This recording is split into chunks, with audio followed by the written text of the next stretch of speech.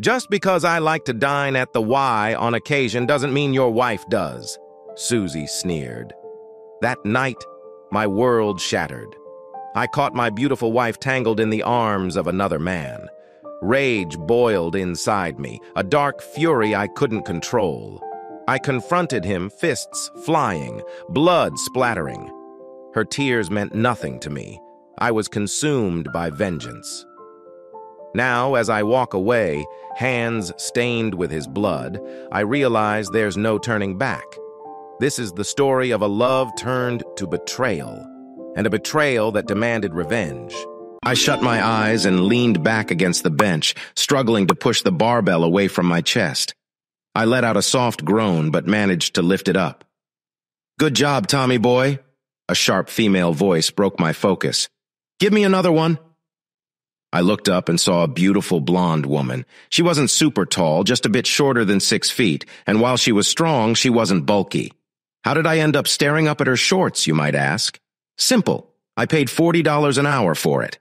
Angie was my personal trainer at Main Street Fitness. Only for me, 3 times a week from 4 to 5. "Come on, Tommy boy," she yelled. "Give me one more. Push. Harder." She had a way of pushing and motivating me. I lifted the barbell again. My reasons were simple: love, happiness, and yes, sex. But mostly sex at that time. Like many divorced men, I started going to the gym again to make myself more appealing. I had let myself go over the past 6 years. I wasn't in great shape even in college, and the lack of exercise, especially since my divorce in 2012, had left its mark. Back then, Leah and I seemed like the perfect couple. I was a football player and she was on the dance team. I fell for her right away. Her long brown hair reached down to her waist. She was beautiful, and her body was what caught my eye first. As a football player, I wasn't the star quarterback, but I was the starting left guard for St. Catherine College's team. I weighed 280 pounds, which fit my 6'3" frame. I didn't have a six-pack, but my arms and legs were strong. Over the years, my muscles turned into fat, and my weight shot up. That happens when you spend more time at a computer than at the gym. My name is Thomas Patrick Swanson, but people call me Tommy Boy. I've been told I look like Chris Farley with my round face and messy, dirty blonde hair. I tried growing a beard to change that, but I just ended up looking like an Amish farmer. My wife liked it, though, so I kept it. Leah and I got married after we finished college. I got a beginner job at Silent Network Solutions, and Leah became an assistant manager at Macy's in the Lakewood Mall.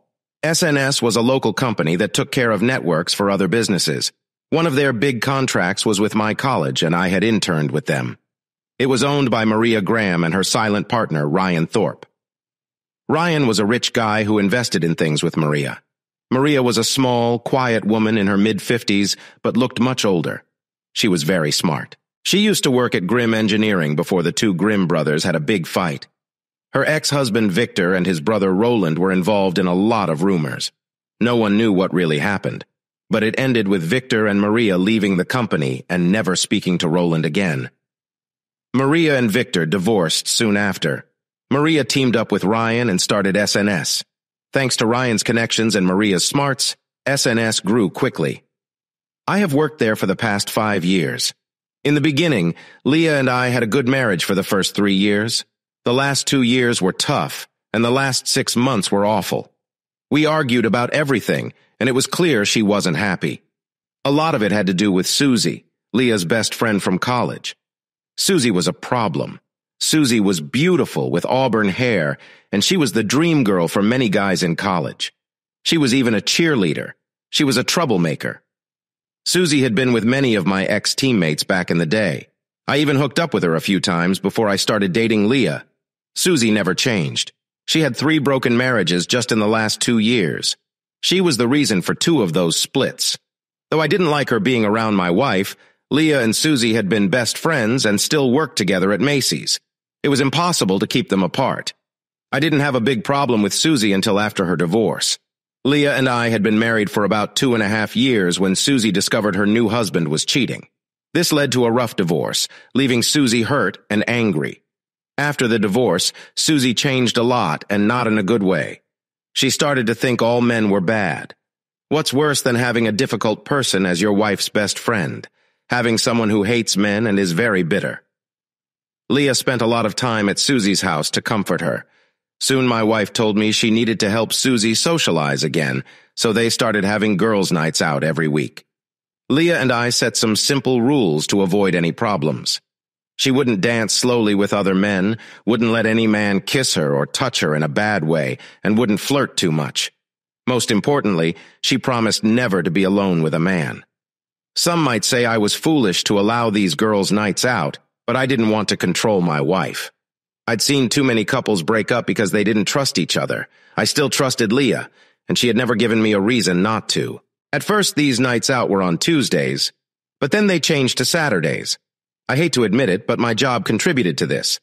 I worked with networks, and updates or changes for our clients usually happened on weekends or late at night. This meant I worked nights, Saturdays, and Sundays often. Things got worse when their nights out moved to Saturdays. This happened about 6 months before our marriage started falling apart. Leah and I began to argue a lot. It felt like I couldn't do anything right in her eyes. I had a feeling who might be influencing her against me. By then, Leah's friendship with Susie had become a big problem. I didn't like Susie's influence on Leah and said so often. Susie saw me as a threat to her friendship with Leah, making me her main enemy. I wish I hadn't been an easy target, but work and home stress made it hard. I had been promoted to network administrator for some smaller clients and was working extra hours to learn my new role. Being on call all the time made things worse. I had also gained about 20 pounds by then, which Leah wasn't happy about. She had gained some weight too, but I still found her attractive. I won't say my failed marriage was completely Leah's fault. It took both of us to let our relationship become so weak. But when things got tough, I felt like I was the only one fighting to save it. Leah spent more time with Susie, and our communication kept breaking down. During those last 2 years, I begged, pleaded, yelled, and even suggested counseling, but she never listened. At first, I tried to lose the weight, but it seemed like Leah had already given up on me, so I stopped trying. I turned to junk food and beer for comfort. Like I said, it takes two to make a marriage work, and we were stuck in a bad cycle. Even though I knew our marriage was in trouble, the way it ended shocked me. I knew Leah was unhappy, but sometimes during those last few months she seemed in a better mood. Maybe I was naive, or maybe I was scared to find out the truth. I didn't think Leah was cheating on me yet, but I knew things were headed that way if nothing changed.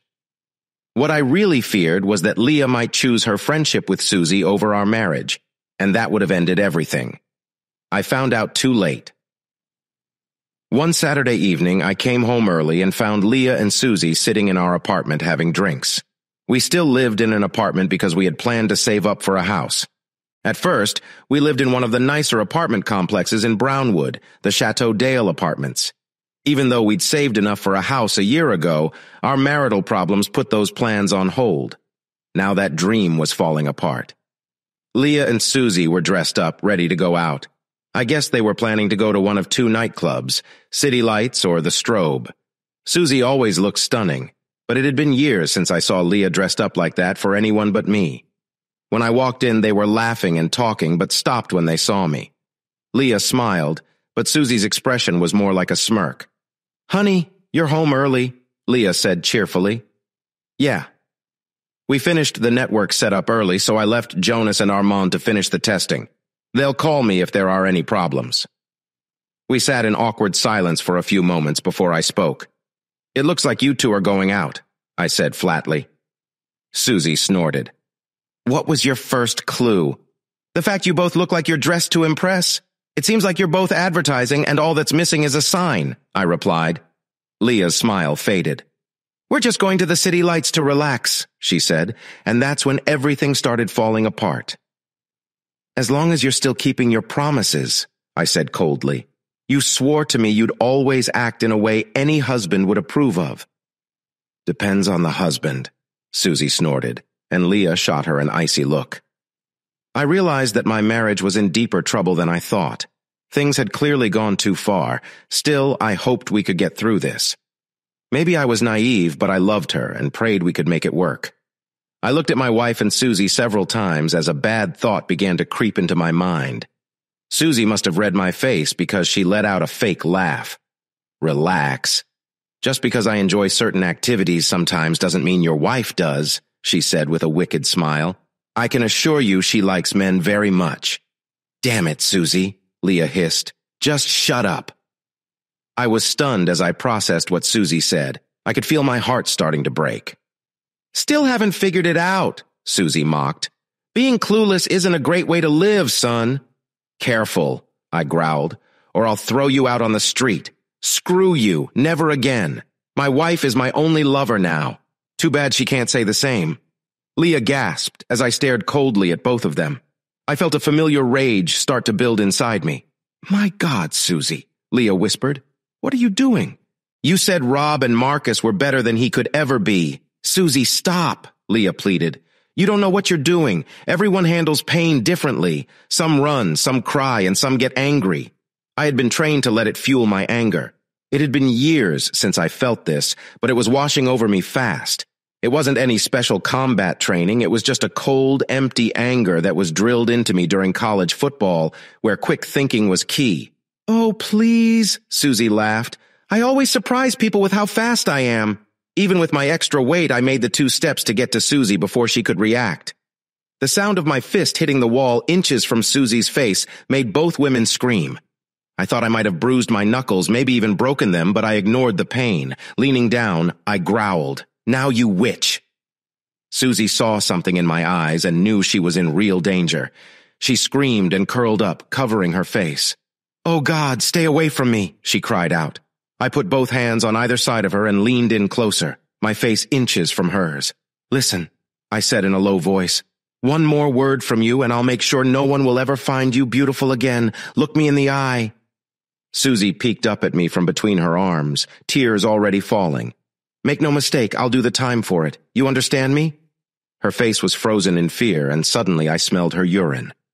I stood up and looked at my soon-to-be ex-wife. Her eyes were as big as Susie's. "Is it true?" I barked. "Have you already cheated on me?" The look on her face confirmed it.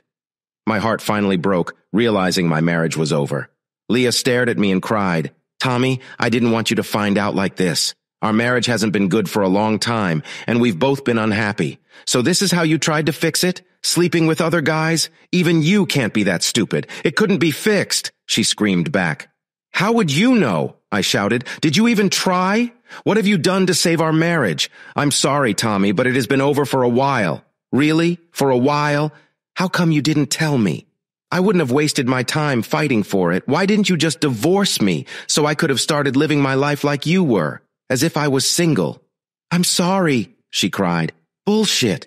You might be sorry your secret is out, but you're not sorry for hurting me. You would have ended it instead of cheating on me if you were." We stared at each other for several uncomfortable seconds. I guess we were both trying to find something to say, but there was nothing left to say. I finally broke the silence. "Get out," I sneered. "Go stay with one of your boyfriends, or even with this witch for a few days. I'll move out tomorrow. Then you can stay here or move in with one of your sex buddies. On Monday, I'll either break the lease or make sure my name is off it. I'll pay for the damage to the wall, too." "Tommy," she whimpered. My anger started to fade, replaced by a deep sadness and a sense of bad days ahead. "Just get out, Lila," I growled, "unless you have another way to hurt me." "I'm sorry," she whispered as she and Susie quickly left. Moments later, the apartment was quiet, filled with the nasty smell of urine. It seemed fitting, like how my marriage had ended. Leah came, got her things, and moved in with Susie. Since breaking the lease was too costly, I moved to another apartment in the same complex with some extra fees. At first, I wanted to hire the meanest divorce lawyer I could find to make Leah's life as miserable as mine. But when I thought about it, I realized I didn't have much to use against her. We were married for just 5 years, had no kids, and no property. I couldn't ruin her reputation because our friends and coworkers already knew she had moved on. It might have been different if she still cared about me or wanted to save our marriage, but she didn't. She had already moved on. The only thing left was a long and costly legal fight that would only annoy her. Should I have sought revenge? Maybe. To be honest, I'm not sure now, and I wasn't sure back then. In the end, I didn't do it. My boss, Maria, helped me focus. She asked if I wanted to move on quickly or seek revenge. She told me if I went for revenge, I needed to understand how it would affect me. The messier the divorce, the angrier and more bitter I would become.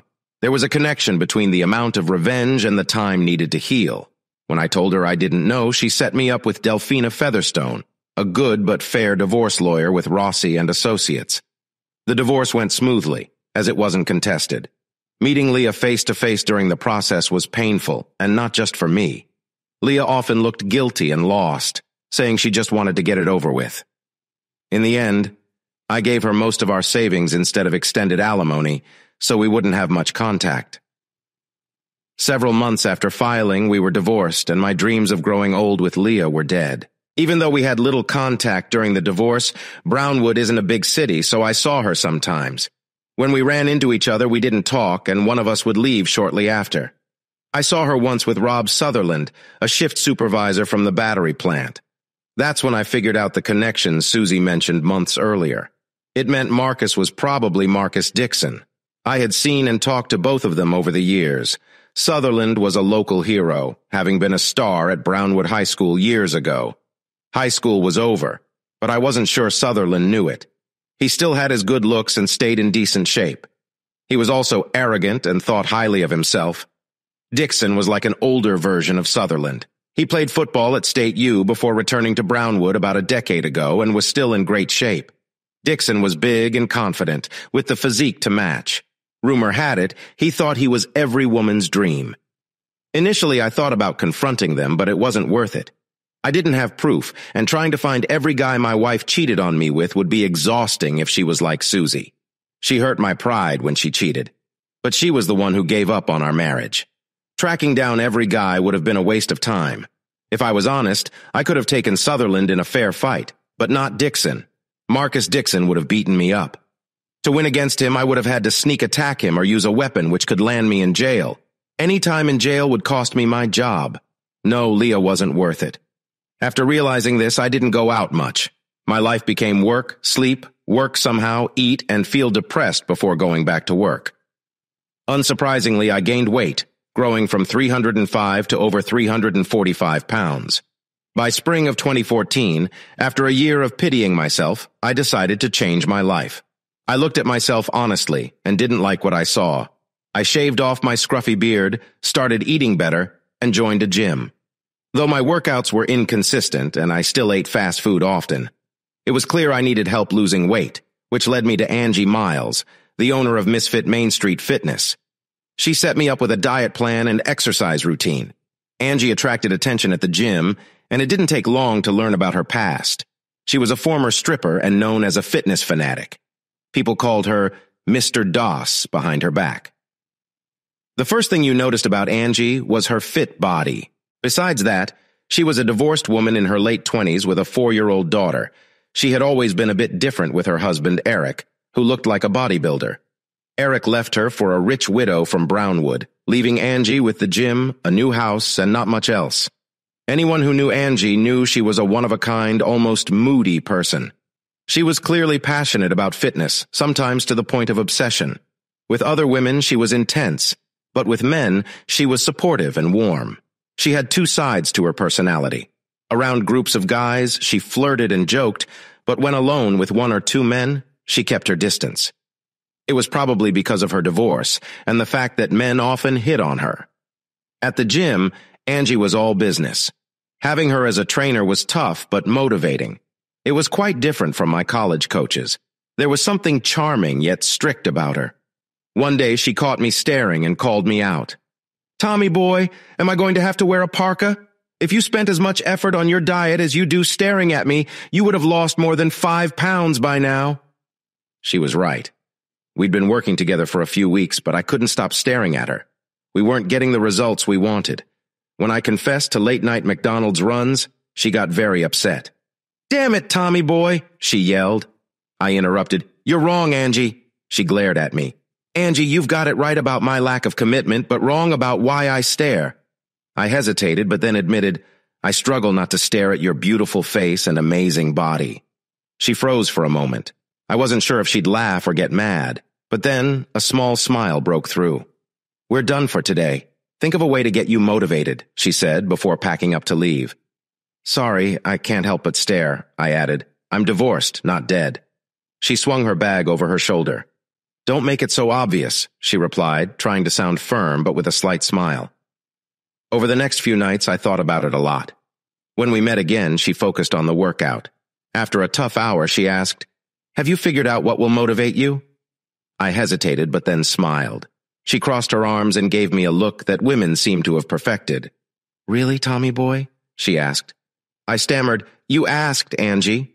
Her expression softened somewhat, but still seemed hurt. Do you think I'm a bad person? She asked calmly. I could see the disappointment in her eyes. No, Angie, I don't think that, I replied. I knew I had to explain myself. I think you're an incredibly attractive woman, I said. Someone like me needs an extra push to even think I could get close to you. Maybe it's money, a favor, or something else? I continued. If my wife had asked, I would have suggested rewards for losing weight. Maybe a kiss for 10 pounds, a special treat for 20, and so on. But with you, I'd aim for simple things like massages or maybe sharing a shower. Angie was silent. I kept talking. The ultimate reward would be a night with you, Angie. I know I'm not in your league. I realize the ogre never ends up with the princess unless it's a fairy tale. Sure, here it is simplified. But you asked me what motivates me the most, and the answer is you. After I finished talking, I waited for her reaction. I didn't know if she would insult me or hit me. I just hoped she wouldn't laugh at me. She was quiet for a few seconds, then she let out a small laugh and smiled. Well, that's one of the strangest pickup lines I've ever heard, she said, starting to pack her things but still looking at me. You might have something there, though. Let me think about it. But don't expect anything if you lose some weight. And don't even think about anything more than that. Even though she said the last part harshly, she still had a small smile on her face. By the way, she continued, staring at me, why stop at 80 pounds to lose? That would make me 260 pounds. That's 20 pounds less than my weight 7 years ago when I was fit. I don't think I can go down to 250. I smiled. Okay, let me think about these ideas for a bit. Not like that, you weirdo, she said, laughing. Men, always thinking about one thing. I was sure that was a rhetorical question, so I just stood there and smiled. Angie didn't mention our talk for a couple of weeks, and I didn't bring it up. I thought she had changed her mind. So I was surprised when she told me she had an idea and we needed to talk. After my workout, she said, Listen, Tommy, your idea sounded like a fantasy, but it had some good points. Here's what I propose. Reaching the goal would mean you get to take me on a fancy, expensive date. Let's aim for 80 pounds in 8 months. Wow, that's a lot, I replied. Yes, but it's doable. You can start by changing your diet. No more McDonald's. I groaned. And if you hit the target, we'll go to the Christmas ball at the Hawthorne Hotel, she explained. The Christmas ball was the biggest event in Brownwood, a black tie affair. I would need a tux, and Angie would need a fancy dress. She'd look stunning, and I'd get to be her date. Angie smiled warmly as I realized this. Okay, I said. Taking a beautiful woman to the ball is good motivation. You wish, she said, laughing. Now we need some goals. Do you dance? I danced a bit, but no, I can't waltz. Well, we need dance lessons. They have them at the Hawthorne Hotel on Wednesdays. We'll start those when you lose 30 pounds. What happened to 20 pounds, I asked. You can lose 20 pounds just by not eating Big Macs. I want you to work for it. If you're going to step on my toes, I want it to be worth it, she said, standing close to me. Besides, she whispered, I think 10 more pounds to get to hold me while we dance is worth it. She stepped back, grinning. All right, I sighed. You win. At 30 pounds, we start dance lessons. Next, at 60 pounds, she continued calmly, you need to take me out to dinner. Really? I perked up. Don't get too excited, she said, smirking. It's just a date so we can be comfortable around each other at the ball. I couldn't help but smile thinking about a date with Angie Miles. Angie noticed my reaction. Tommy, she said seriously, remember, no funny business, and I have the right to change this deal. My smile faded. That's fine, Angie, I said, but don't mess me around. I won't put up with that. My ex-wife did that, and I won't go through it again, understand? She looked at me closely and nodded. Okay, I understand. After our talk, I started getting serious about losing the weight. Angie's plan motivated me more than I expected. I thought it would just be a quick motivation, but now I was really thinking about holding this beautiful woman in my arms. I watched what I ate more closely. Others at the gym noticed and asked me why. I made up some excuse about wanting to date again, but one of my gym buddies, Brandon Kerr, knew there was more to it. Brandon was in his mid-20s with a nice build. He worked at City Hall and spent a lot of time at the gym. He was nice and always helped me out. We had become good friends. The first thing you notice about Brandon, aside from his friendly nature and the fact he thinks he's a charmer, is that he never stops talking. "So who is she?" Brandon asked while I was struggling with a squat. "What?" I grunted, focusing on lifting the bar. "I said, who is she?" he repeated, smiling like the Cheshire Cat from Alice in Wonderland. "Man, I have no idea what you're talking about." "Come on, Tommy boy. No guy lifts weights like that unless he's training for something or into someone. And buddy, you're not training." I chuckled. "Hey, how do you know? Maybe I'm trying to be a Chippendale dancer?" "Oh, hell no," he snorted. "Now I have to get that image out of my head." Unfortunately, Brandon was like a pit bull with an idea. He also happened to be very smart. It didn't take him long to figure out who she was. "Holy crap, it's mysterious, isn't it?" he exclaimed and burst out laughing. "Wow, you're aiming high, huh? It's not like that." "Yeah, sure," he said sarcastically. "No guy would ever think about her that way." "No, really? She's just helping me lose the weight." I knew I had said too much, but I was stuck now. I explained that if I lost the weight and learned to dance, Angie had agreed to go with me to the Christmas ball. I made it clear there was nothing intimate involved. Foolishly, I hoped Brandon had understood. Soon, guys at the gym started congratulating me.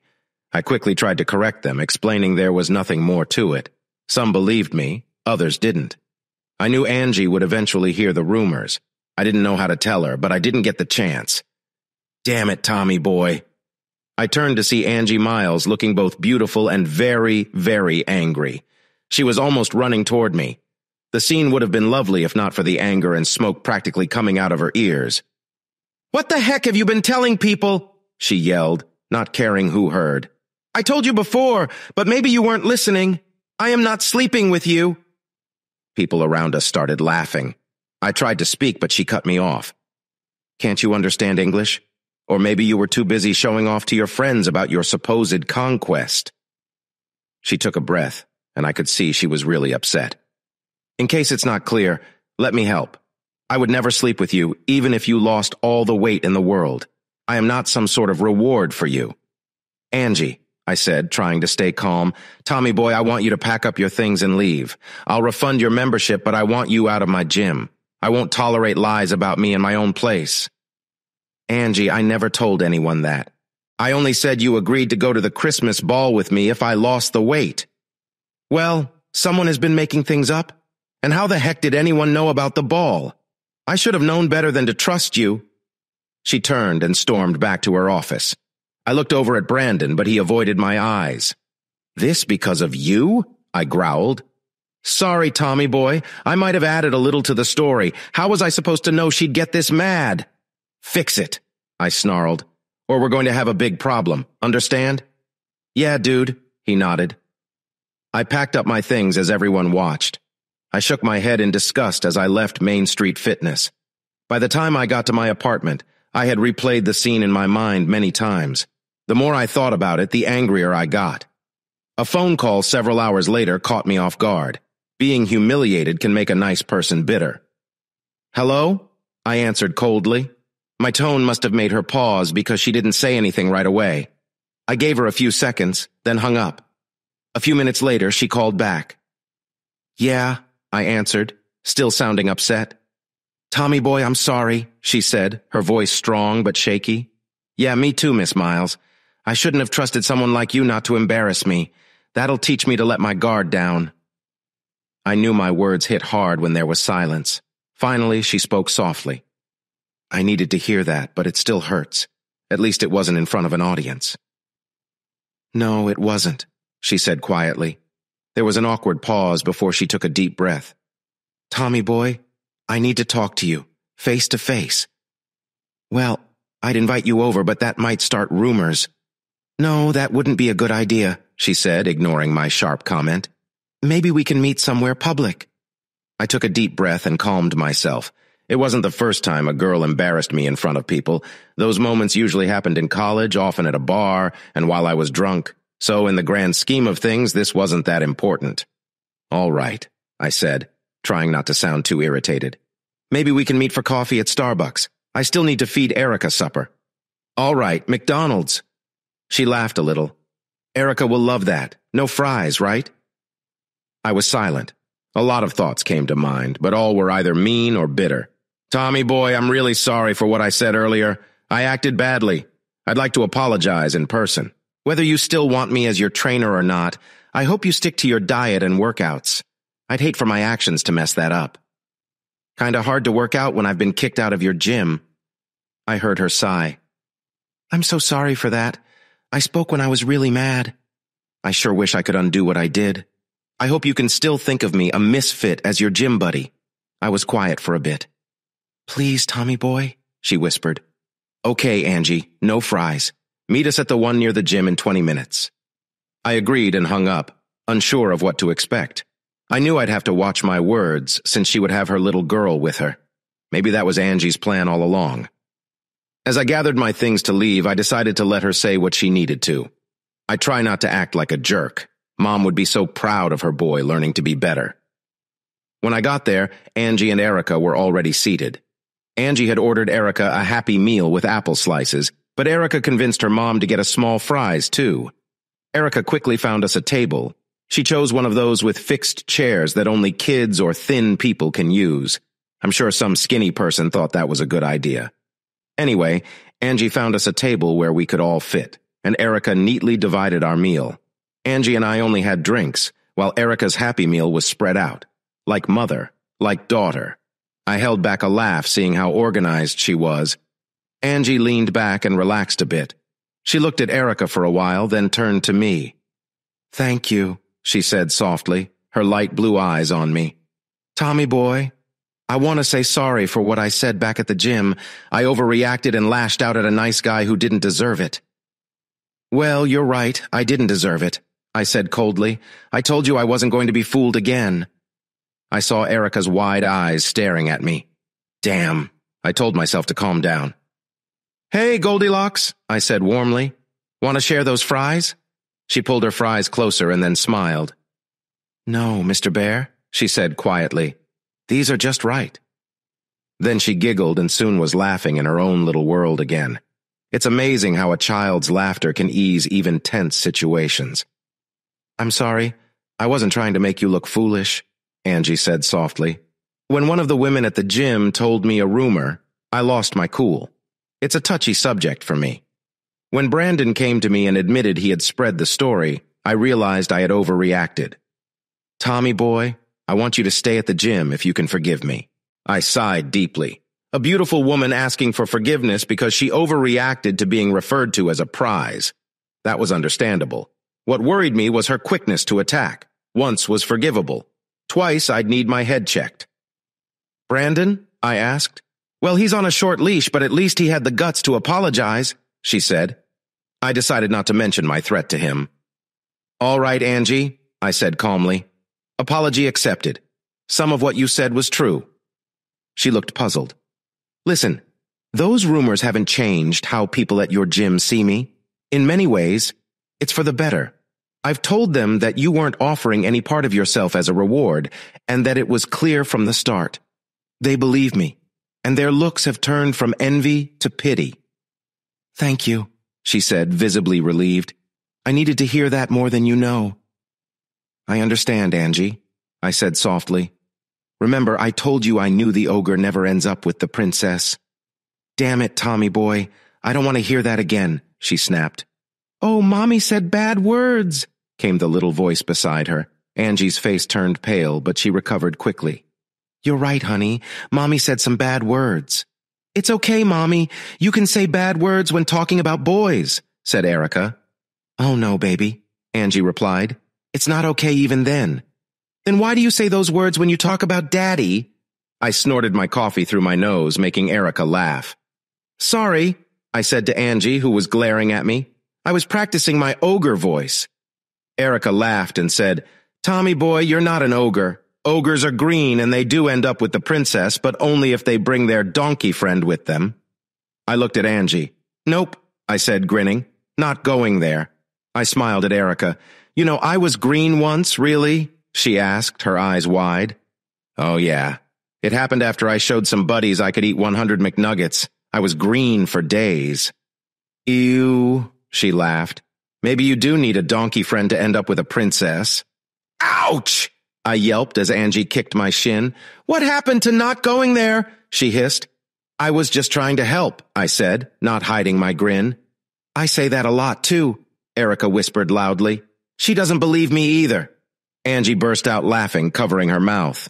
Erica and I smiled at each other. Soon, Erica finished her meal and went to the play area. Angie and I moved so we could watch her and talk freely. You might have misunderstood me earlier, she said, calm but avoiding eye contact. Okay, I said slowly. Wouldn't be the first time. No, she said, smiling, and probably not the last time either. When I said I was glad you let people know there was nothing romantic between us, I think you misunderstood. How should I have taken it? Not personally. She looked at me for a moment, then sighed. Tommy, I need you to promise not to tell anyone what I'm about to say, especially not Brandon or anyone at the gym. I don't even know why I'm sharing this. Angie, I can't promise that. I don't know what this is about, but I won't promise to keep a secret that could hurt others. I can promise you, if this is personal or embarrassing or could harm you or Erica, I won't tell anyone. If that's not okay, then please don't tell me. I won't be upset. She smiled. Now I remember why I can trust you. Besides feeling bad about acting dramatic earlier, Tommy, you're a kind person. Sometimes I forget people like you exist. Angie, Nope, it's my turn. Let me finish. She smiled a bit. The reason I was glad you told people there was nothing romantic is that I try to keep things professional. I know how I look, Tommy, and I've used it to bring in customers. But the truth is, I'm not what I seem to be. I used to be an exotic dancer while trying to get through college in Dallas. I was still dancing when I met Eric. Things were tough back then, and my life was a mess. Eric managed the gym I was going to, and soon we were a couple. He was handsome and fit, and I fell for him hard. Soon we were living together. Eric convinced me to get these, she said, lifting her chest. He said they'd help me make more money dancing, and he was right. They quickly paid for themselves. We got married soon after, and I got pregnant with Erica. My dancing career stopped, which made Eric unhappy, but not me. I got tired of being looked at like I was just something to be used. I know it sounds hypocritical, but it got old fast.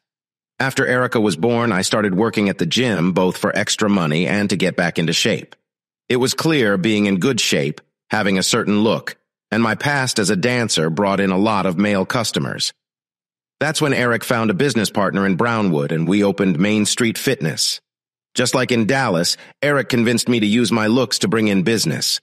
It wasn't like he was making me, since he did the same thing. We both performed at clubs for a while. I was there for a few months, and Eric did ladies-only events and parties. If I'd known our business partner would become my problem, I would have stayed in Dallas. Less than 2 years after opening the gym, our partner, who was a rich old man, died. She took all the money and moved to California. She also took my husband. Last I heard, Eric was living off her in San Diego. All he left me with was the gym, which barely makes any profit, and these, she said, glancing down. I looked over at Erica. Angie's face softened, and her warm smile made her even more beautiful. No, she said, sighing.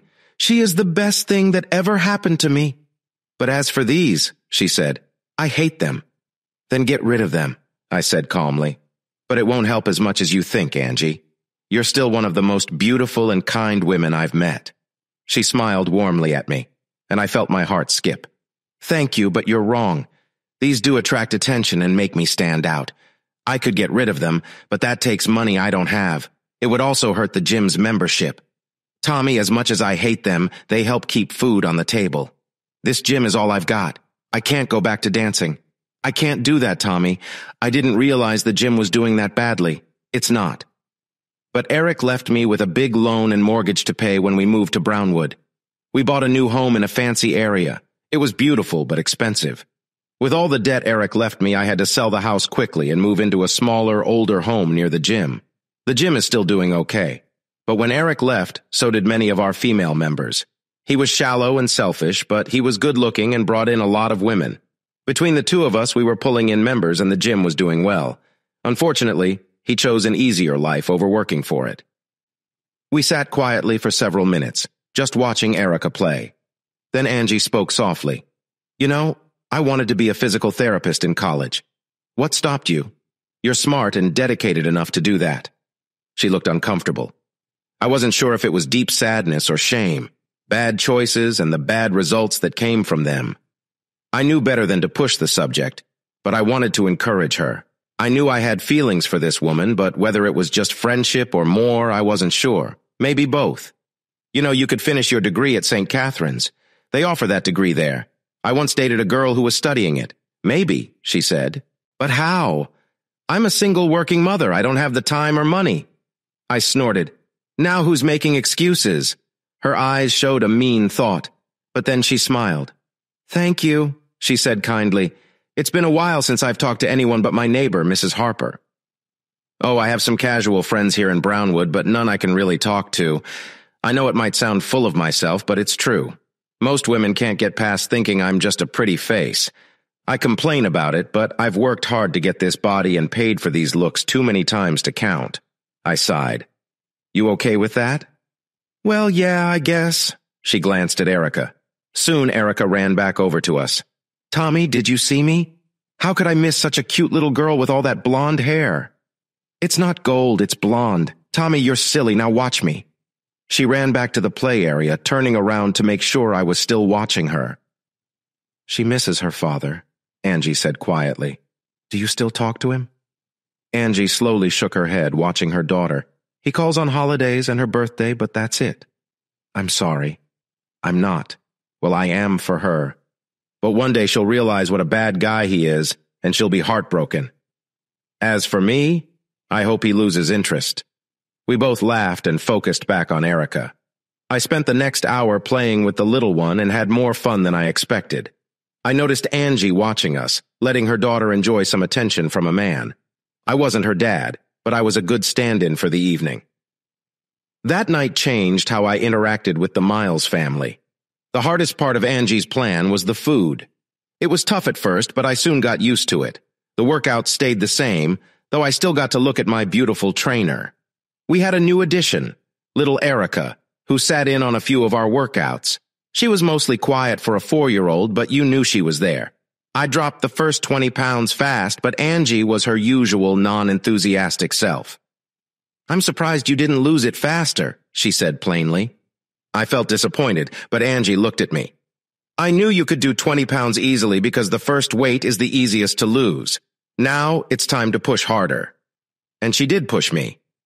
The workouts got tougher, and I didn't notice how involved Erica was. Any doubts she wasn't like her mom were gone when Angie had to take a call in her office.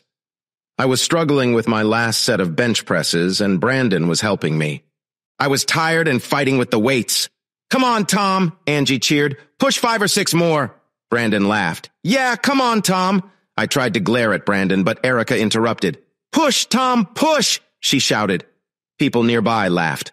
I groaned and finished my set with new energy. Afterwards, I led Erica back to her mom's office, where she got lost in her toys. "Really, Angie?" I whispered while glaring at my tiny trainer. "Tom," Angie laughed. "It's better than the other name she came up with. You could have been Tommy Boy or Shrinky. At least she picked a good part of you." I groaned. "Please, Angie, I'd rather not have a 4-year-old pointing out my butt." She smiled. "How about Tommy Bear?" I sighed. "All right. Not great, but better than Tom." "Deal," she said with a sparkle in her blue eyes. "I'll work on getting her to call you that. But you have to stop those guys in there from calling me Mr. Ross." I groaned. "Deal." Thankfully, I became Tommy Bear within a few days. It took longer, but after some talks and a few threats, people stopped calling her Mr. Ross. Soon I was focused on my diet and reached my goal of losing 30 pounds. My dance lessons started the next week. The Hawthorne Grand Ballroom was old-school fancy, smaller than modern hotels, but very elegant. 10 to 20 couples practice their ballroom dancing there once a week. The first time I held Angie, I was hooked. Normally there's a gap between dancers, but not with us. It felt like a slow dance to classical music. It was amazing. As I neared my 40-pound goal, I could hold her closer. Angie was surprised I learned the steps quickly and rarely stepped on her toes. After a month of practice, Angie asked me to meet her in her office. "Tom," she said calmly, "I'd like to change our agreement." "Why?" I asked, sitting down. "There's someone at the gym who could benefit from a setup like ours." "Okay," I said cautiously. "What's the catch?" "No catch. There's a young lady who asked for you specifically." "Why me?" I asked curiously. "There are many better candidates here at the gym. They're better looking, more fit, and would make better trainers than me." "Maybe," Angie replied. "But let's be honest. Yes, some guys here are in better shape and would make good trainers. But they don't have what you have, Tommy boy. Your new dedication and results have gotten some attention. The way you manage our agreement and defend me has caught the eye of several women. As for the woman making the request, she knows you understand our current deal. It won't last as long as our arrangement. As a reward, you take her out for a night of fun. Nothing romantic, just a fun night out." Angie laughed. "Tommy boy, in many ways you're a safe choice." "Great," I groaned. "Just what I want. To be known as safe. Don't mock it, Buster. If you weren't safe, I wouldn't have agreed to our arrangement. And I wouldn't have let you near Erica." "Okay, Angie, who is it?" "Reyes, the college girl with the long black hair." Angie nodded. "Angie," I said softly. "She's really pretty, even though she's heavy. Some guys here would be eager to work out with her." Angie chuckled. "No doubt, Tommy boy," she said, smiling. "You're the right choice. Meet with her and talk before you say no." "Okay, I'll meet with her now," Angie said in a more serious tone. "If you do this, you'll be working out with her, probably right after our sessions. She'll replace me as your dance partner for a while." I tried to hide my disappointment, but she saw it and smiled. "Since that's the case," she continued, "do you think you can reach your 50-pound goal by July 4th? "Yeah, it's possible." "Well, if you do make it, I know a little girl and her mom who would love you to join us for a picnic in Brownwood Square and watch fireworks." She looked at me and smiled. "I think I can meet that deadline." "Good. I'd hate for her to be disappointed." I had met Tara before, just briefly a few times at the gym. When we sat down together in Angie's office, I quickly looked at the young woman across from me. She had a strong Hispanic look, with long, straight hair and beautiful dark brown eyes. She was clearly overweight, but had a very pretty face. I guessed she was about 5.5 feet tall and weighed close to 200 pounds. What surprised me most was how shy she was when alone with me. Normally, you could hear her voice and laugh throughout the gym when she was with a group, but privately she was quiet and almost timid. "Thank you, Tommy boy," she said, looking away. "Tara, please," I said calmly. "I'm the one who should feel honored." She looked at me with her huge brown eyes and smiled. "Angie said I could trust you. I think she might be right." Tara told me what she wanted. She wanted to lose 40 pounds in less than 3 months before her senior year at St. Catherine's started. She was willing to follow Angie's strict plan. I decided if this girl was willing to do this, I'd do my best to help her. So I agreed. Tara looked at me, and her eyes welled up with tears. "Tommy boy, I want to be honest with you," she said softly. "One reason I wanted you to help me is because I heard a bit about your past marriage, Brandon." I growled to myself. "Is it true? Did your wife leave you because of your weight?" I sighed. "That was one of the reasons. Truth is, she didn't give any reasons. She just ended the marriage and started seeing other guys." "I'm sorry," she said, staring at me. "I'm sorry she did that to you. I chose you because I believe you can understand my situation. My ex-boyfriend Sean and I broke up a month ago." "I'm sorry," I said gently. "I know it's for the best, but it still hurts. I could have married him before finding out what a jerk he was. I overheard him talking to his friends one night at a party. One of his buddies asked if he was going to marry me." She held back a sob, and a tear fell down her cheek. "Tara, you don't have to tell me this." "Yes, I do, Tommy boy. I brought up a hurtful memory for you when I asked about your ex-wife. It's only fair you know my situation." When his friend asked him that question, he laughed. The jerk actually laughed. He said, Why buy the cow when I get the milk for free? He said he liked dating me because he could do all sorts of nasty things with me and I'd let him. He said most heavy girls were like that. I was crushed. I did those things because I thought we loved each other. I was so hurt I couldn't even get mad. That came later. So you see, Tommy boy, I need someone who knows what it's like to be treated that way because of their weight. I need someone who's working hard to get their life back on track. I also need him not to be some arrogant jerk. I need someone safe. Everything Angie tells me about you says you're the perfect choice. Damn, there's that word again. I agreed to work with Tara. How could I turn her down after all that? Our workouts would be right after mine with Angie. She'd also be working out with her girlfriends on other days. I wasn't sure she would reach her goal, but it looked like she was going to try. After 2 weeks, it was clear that this girl was serious. She attacked the workouts with dedication and energy, which also motivated my workouts. I reached my 50-pound goal with a week to spare. I found Angie and Erica a few hours before dusk. It was still hot, but they had a blanket on the grass and were starting to unpack their picnic basket. I laughed when I saw them because Erica looked just like her mom, Angie, but younger. Both wore big straw sun hats and large sunglasses. Erica wore a green top and a denim skirt. Angie wore jean shorts and a green top. When Erica saw me, she ran over yelling, "Tommy Bear!" She jumped into my arms and I lifted her up. She giggled and said, "We're going to see fireworks." I was confused. I thought we were having a picnic. Erica laughed. "We're doing both." I looked at Angie and saw her big smile, which made me smile too. We sat down and started our picnic. I noticed a big ring on Angie's finger.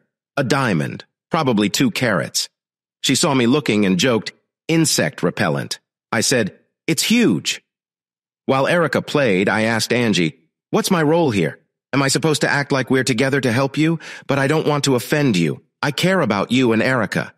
She smiled and said, "Thanks, Tommy boy, but I'm fine. You're here as a friend. If I need help, I'll ask. This big fake ring helps too." She saw my disappointment and said, "That's why we need to be comfortable as friends before the Christmas ball. People might think we're a couple." I replied, "I wouldn't want to cause problems with your boyfriend." She laughed. "Boyfriend? No, I've dated a few men since my divorce, but nothing serious." She then added, "Sorry if I've been a tease. I only get close to a man if I'm in a relationship. I do have a close friend I see when he's in town."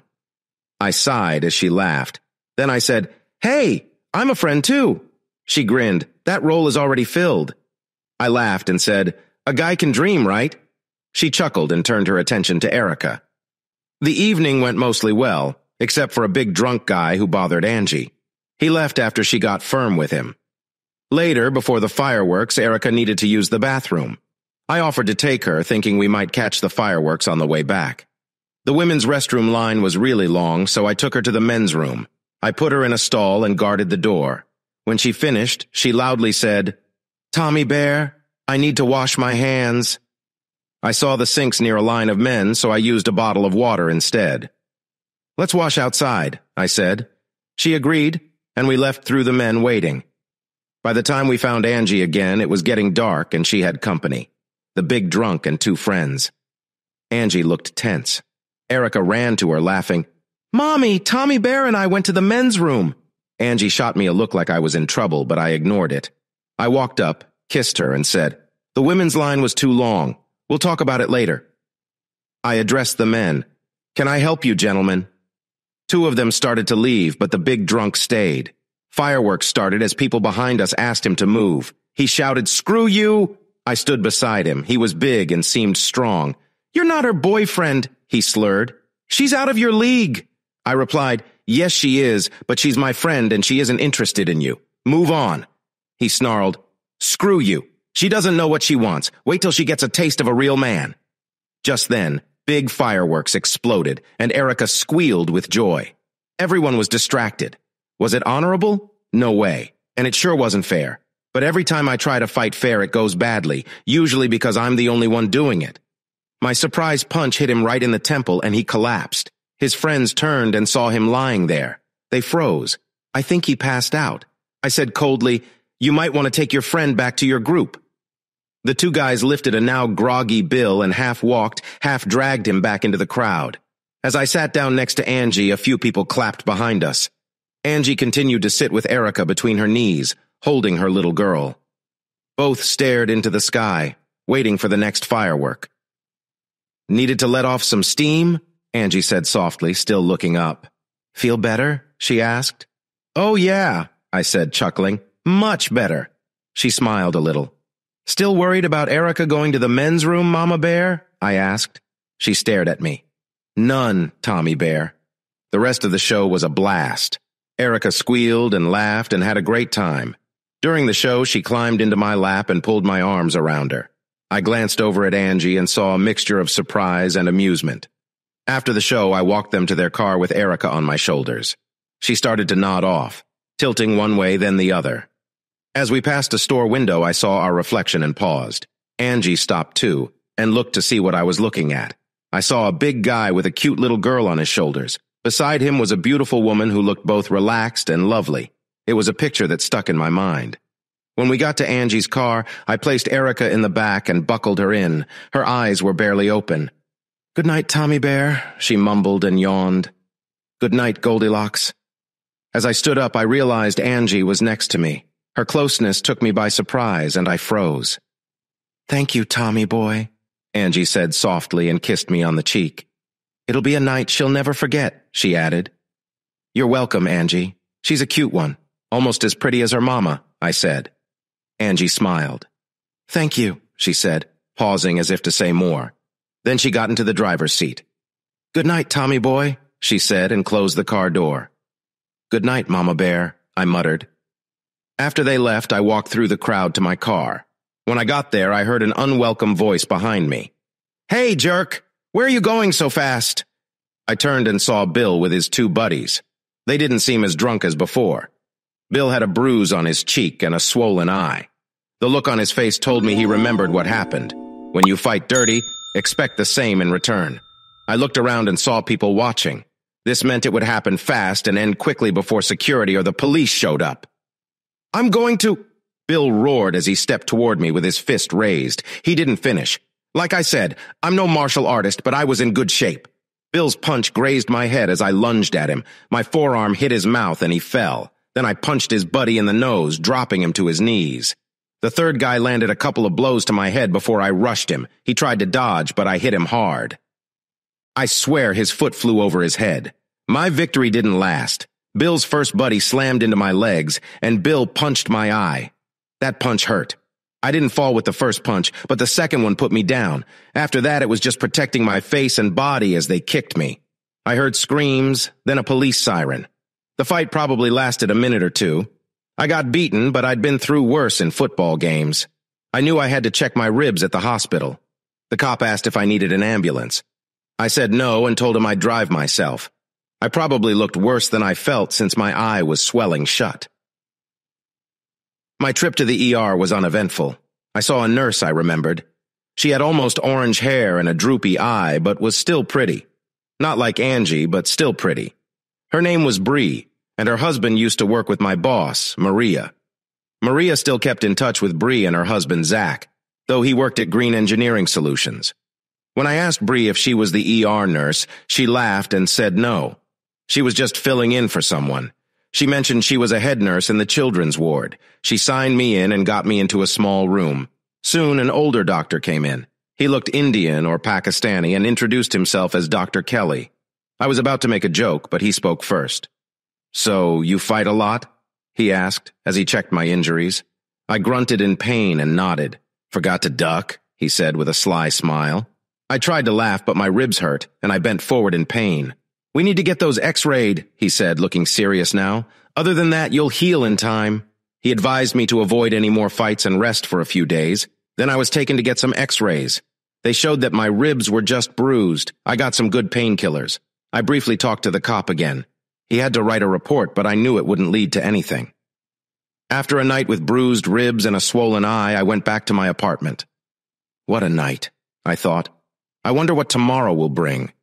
After my fight on the 4th of July, I tried to avoid people. I managed to stay away from Angie and Erica for a few days, but I couldn't avoid work. "I hope the other guy looks worse," Maria said, tilting her head to look at my face. "Other guys," I replied softly. Are you okay to work? Yeah, but maybe I should avoid meeting clients for a bit. She nodded, then asked, Is there a police report? I nodded. Any chance you'll get arrested? No, I doubt it. I wasn't really the victim, but I don't think anything will come of it. All right, she said softly. We'll work around this. Then she added, Oh, and Tommy. I looked at her, wondering if she was going to scold me or comfort me. She always seemed like a strict librarian, but those who knew her knew she cared a lot. Please learn to duck, she said, not smiling, but her eyes were laughing. Yeah, I've been told, I said, chuckling. I buried myself in work for the rest of the day. Apart from the teasing from Jonas and Armand, things quickly returned to normal. A few days later, Angie saw me. Unlike Maria, she was easy to read. She looked both angry and guilty. She was mad I hadn't called her from the ER and felt bad when she realized Bill and his friends had beaten me up. It took some time, but I convinced her it was my fault. If I hadn't punched him, it wouldn't have happened. She kept reminding me we were friends and that friends call each other when they're in trouble. I knew she was trying to make me feel better, but every time she said we were friends, it felt like she was saying that's all we'd ever be. After our talk, I decided to work on my love life. I accepted that Angie had her own love life, and I wasn't part of it. We were just good friends, and I had to live with that. It was tough, but I managed. I still thought about Angie sometimes, but I started looking for other options. There were some women at the gym who caught my interest, and I talked to them more. Some women from work seemed open to dating me too. I went out a few times, and some of those dates ended up at my place. They felt empty. One good thing was Tara. As we kept working out, it got harder not to stare at her. She was working hard, and it showed. She caught me looking at her yoga pants more than once. Her laughter always made me blush a little. Thank you, Tommy boy, she said, giggling after catching me again. Oh no, Tara, I sighed. Was I staring again? She nodded and grinned. I'm sorry, Tara. I don't mind, Tommy boy. It's been a while since someone looked at me like that. I doubt that, I said. Well, she blushed. Yeah, but it's been a while since a nice guy did it. We both laughed for different reasons. She laughed because she liked the compliment and the situation. I laughed to hide my frustration. Safe, nice. I was starting to hate those words.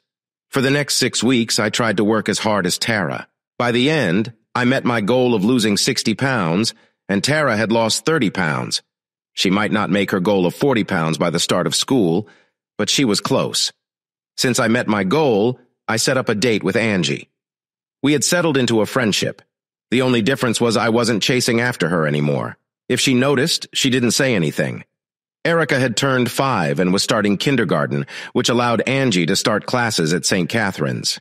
She was working towards being a physical therapist. When I picked her up, I met Erica at the door. Tommy Bear, she squealed. Hey, Goldilocks, I said, picking her up. You taking Mama on a date? Yep, that's the plan. Can I come too? Not this time, sweetheart, said an elderly woman behind her. She was thin, in her 60s, with big glasses and short gray hair. She looked like a grandma. Monica Harper, she said, extending her hand. I shook her hand and was surprised by how strong her grip was. Tommy Swanson, I replied. I know, Mrs. Harper said with a smile. I've heard all about Tommy Bear in the men's room. I groaned and she laughed. It's amazing what kids can hear and see, she added. You look very nice tonight, Mr. Swanson, she said, then reached out to fix my tie. Thank you. I was dressed up in a suit and tie. Since Angie and I had been losing weight, I could wear some of my old college clothes again. When Angie came out of the bedroom, I nearly choked. She wore a simple pearl necklace and a little black dress. She looked stunning. I had to remind myself we were just friends before I embarrassed myself.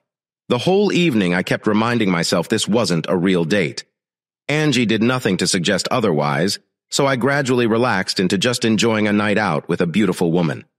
Diva's, the restaurant, was both incredible and expensive, but Angie was worth it. She was only hit on once while we were there, and it was when she came back from the ladies' room. Things were different when we decided to go dancing at the Strobe. We hadn't even sat down before she was asked to dance. It happened dozens of times. Surprisingly, Angie turned each one down, even after I reminded her we were out tonight just as friends. She said the same thing she did on the 4th of July. She was out with me and wasn't looking to start something with someone else. The only time I struggled that night was when we danced to the slow songs. My gut was smaller, so I could hold her closer. Her warmth and scent made me lose myself in a little fantasy where she was mine. Sadly, those slow songs were rare and too short. The night ended with a gentle kiss on the cheek. "Thank you, Tommy boy," she said softly. "I had so much fun tonight. You were a perfect gentleman." Now I had another label besides nice and safe. Perfect gentleman. I decided it was time to get serious about finding someone I could fall in love with and spend my life with. I picked out a few possible women and promised myself I'd ask them out in the coming week. But as usual, fate had other plans. Work kept me busy with a big project. The only free time I had was at my workout sessions with Angie and Tara. Then Tara hit her weight goal, and I was thrilled to set up a date with her for the next Friday night. She told me to pick her up at her apartment, which she shared with 2 friends. When I picked up Tara, I was amazed. She wore black knee-high boots, tight jeans, and a bright red and black corset. "Wow, girl," I said, stepping back and pretending to look her over from head to toe. She giggled and spun around, letting her long black hair whip around her like a cape. She looked stunning, showing what a big, beautiful woman should look like. "Amazing what a little makeup, a corset, and a pair of Spanx can do, right?" she said. "I think those things help, but they only work if there's something good to start with. And you, Tara, are already beautiful." Her dark brown eyes sparkled, and her smile was dazzling. Apparently, I said the right thing. I took her out to eat and was surprised when she suggested Sherman's Wharf, a small seafood place. Not fancy, but good for fish. I thought she'd want to go somewhere more upscale like DeVito's or Maison La Rouge. She must have seen my surprise. "Tommy boy, I plan on dancing a lot tonight. A salad at the wharf will be perfect. Besides, I can barely breathe in this outfit, and eating something heavy might make it burst." "You say that like it would be a bad thing," I said, laughing. "You wish," she giggled, but kept looking at me with her smoky eyes. "This is your night, beautiful. Your wish is my command." "Well then, good sir," she said in a playful voice. "Shall we go?" "After you, my lady," I said, bowing deeply. She was right. Our light salads were the perfect start to a night of dancing. Tara decided on the strobe club, which was fine with me since my past experiences at City Lights weren't great. The night started out fantastic. Tara looked very sexy and got a lot of attention. When the first guy asked her to dance, she surprised me by asking my permission. I gave it, but then I asked her why. "Tara, thank you for asking. But remember, this is your night. If you want to dance with someone, I won't stop you." She looked a bit disappointed. "Tommy boy, you're my date for tonight, and I always leave with the guy who brought me. Now, if I want to dance with a guy, I want it to be you. So get up and dance with me." That set the tone for the next few hours. Tara and I danced together most of the night, but she danced with another guy a few times too. We were having a great time. Then someone from my past showed up and tried to ruin it. I didn't notice her until I heard her voice behind us. "Oh my God, look at you," she said, her voice annoying. "It looks like you finally moved away from the buffet." I turned and saw Susie. Her clothes and makeup made her look overly flashy and attention-seeking. She had 2 men with her.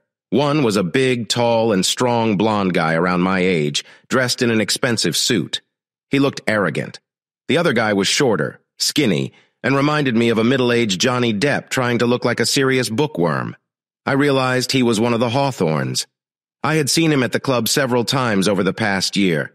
He watched us with a blank look on his face. "Oh my God," I replied sarcastically. "It looks like your skin condition finally healed. Did you get those other problems sorted out or just accept them as bad luck for your lifestyle?" "Screw you," she sneered. "I told you before, never again."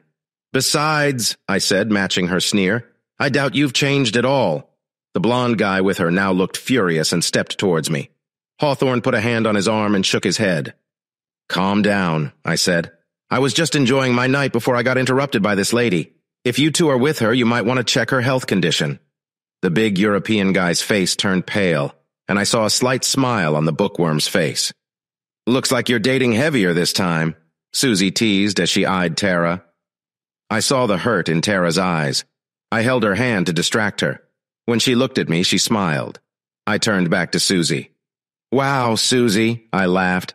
"It must be tough knowing that a woman you think less of can, with just a smile, have a guy who wouldn't touch you with a stick. You look good on the outside, but everyone who really knows you sees the rotten person inside. Her ex-husband was so lucky to get away from you." "You!" she began to scream, drawing attention from nearby tables. "That's enough," Hawthorne said firmly. "Jurgen, please take the lady back to our table." Jurgen glared at me but nodded and led a fuming Susie away. After they left, Hawthorne turned to me and Tara. "I'm sorry," he said. "I didn't mean to ruin your night. I didn't know she would cause trouble. Please let me make it up to you." With that, he disappeared into the crowd. A few minutes later, a waitress took us to the VIP area where a bottle of champagne was waiting. "Oh, yes," Tara giggled. "Now this is more like it." Over the next hour, we laughed, danced, and forgot about Susie the witch. When we left the club, we took a long walk around town square. The September night was warmer than usual, but after hours of dancing, it felt nice to cool down. Tara used this as a chance to cuddle into me. I held her close and kissed her. Her lips were warm and soft. We fit together perfectly. We had to stop for air after a few minutes. She looked at me, her eyes uncertain. All I could see was the faint flicker of streetlights, but her voice let me know what she wanted. "Take me to your apartment," she whispered. We barely made it inside before we started kissing again. We stumbled over to the couch. She looked up at me with big brown eyes, seeking my approval. It wasn't hard to give. "Wow," I said softly. "You're more beautiful than I ever imagined." She smiled happily. I kissed her lips, warm and red. "Tommy? Tommy boy," she said, breathing hard. "Do you have protection?" "Of course," I replied. I made sure we were safe a few more times that night as we kissed and explored each other. We woke up snuggling. It felt wonderful. It was over a week before I saw Angie again. My job that week was tough and took a lot of time. During my workout session, I noticed Angie wanted to say something. By the end, I couldn't stand it anymore. "All right, Angie," I said, still catching my breath. "Say what you need to say." "What did you do to that girl?" she asked calmly. I knew she was talking about Tara. I had talked to Tara a few times since our night out to thank her and make sure she didn't think it was just a one-time thing. I even asked her out again, but told her it would be after my project was finished. She seemed to understand and was interested in seeing me again. So Angie's question surprised me. "Why?" I asked, worried. "Is she okay?" Angie snorted. "Better than okay," she said, laughing. "Tommy boy, she's walking on air. What exactly did you do?" "I'm sorry, Angie, but you'll have to ask Tara," I replied. "I will say that I treated her as the special person she is." "You sure made an impression." She looked at me carefully. "You know she'd be with you if you just asked. She thinks you're amazing right now." I laughed. "Well, that won't last long. Soon she'll see my flaws. I don't think we're a long-term match. She's too young for me. She has her whole life ahead of her, and she doesn't need an older guy like me holding her back." "An older guy like you," Angie grinned. "Well, old compared to her. I wish I was younger because she's really special. She's got so much to give. Whoever she ends up with will be very lucky." I looked at Angie as she fell silent. She had a strange look on her face as she stared back at me. "What?" I asked, confused. "Nothing," she said, packing up her things. "You're an unusual one, Tommy boy." I didn't know how to reply. At least she hadn't called me nice or safe. Over the next month and a half, I worked hard to lose 70 pounds and finally did it. Tara and I went out a few times and had a great time, both in and out of the house. Besides the amazing feeling of waking up next to someone, we were becoming good friends too. Even with all that, I knew we wouldn't end up together. We had a spark, but it wasn't as strong as I'd had with Leah. It was bittersweet and funny the last time we went out. I took her to a Crusader football game. We were enjoying each other's company, even though we both knew our relationship was now more about friendship. While walking to our seats, I noticed Tara kept looking back. I followed her gaze. A short, geeky-looking guy glared back at us. "That's Sean," Tara scoffed. "I'm sure he's still mad." "Well, if you wanted to show him what he lost, you're doing a great job, Tara. You look great." She smiled up at me. "That's so sweet." She glanced back at her ex-boyfriend and gave him a rude gesture. She laughed. I'm sure that's not why he's so mad, though. I might have told some people well, let's say I didn't paint a flattering picture. She looked up at me and smiled mischievously. Okay, maybe I told a lot of people. I burst out laughing. Remind me not to get on your bad side. Oh, please, Tommy boy. You've seen my bad side. You've seen me from every side. Oh, yeah? I smiled softly. Down, boy, she said, laughing. I'm not into public stuff. At least, I don't think I am. I chuckled, but she interrupted my thought. But it would just be for fun, right, Tommy boy? No, Tara, I said quietly. It wouldn't be just for fun. She snuggled into my arms. I know we care for each other, just not enough for a lifetime, right? Tara, it's okay, Tommy boy. Really, I know we love each other as friends more than anything else. I hope you know how much I care for you and how grateful I am. Beautiful. Good, she said, looking into my eyes.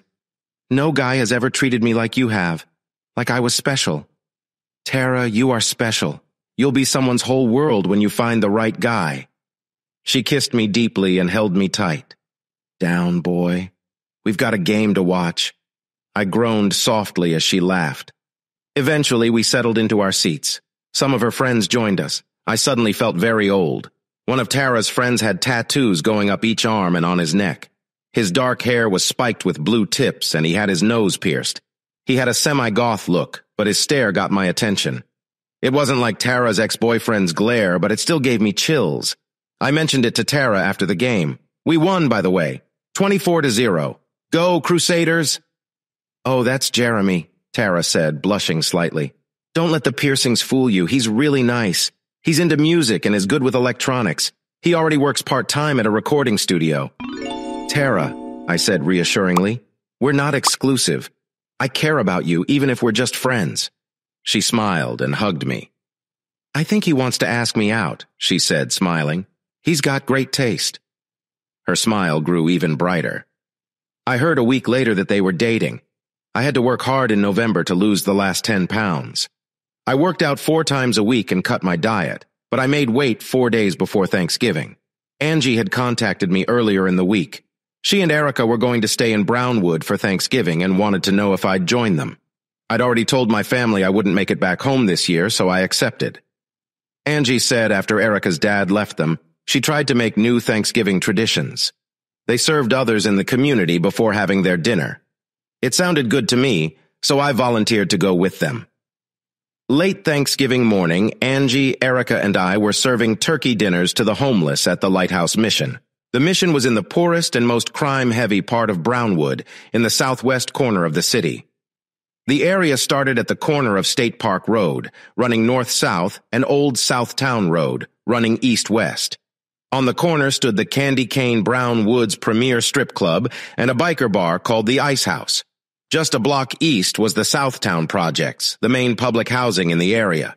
The Lighthouse Mission was a couple of blocks further south on State Park Road. As we drove there, I noticed Angie looking at the candy cane. I could see she had mixed feelings. There were hints of longing and sadness on her face. Since it was the holiday season, I chose not to mention it. I must admit, when we first got to the mission, I was very cautious. I was overly protective of Angie and Erica until Angie pulled me aside and laughed, telling me to relax.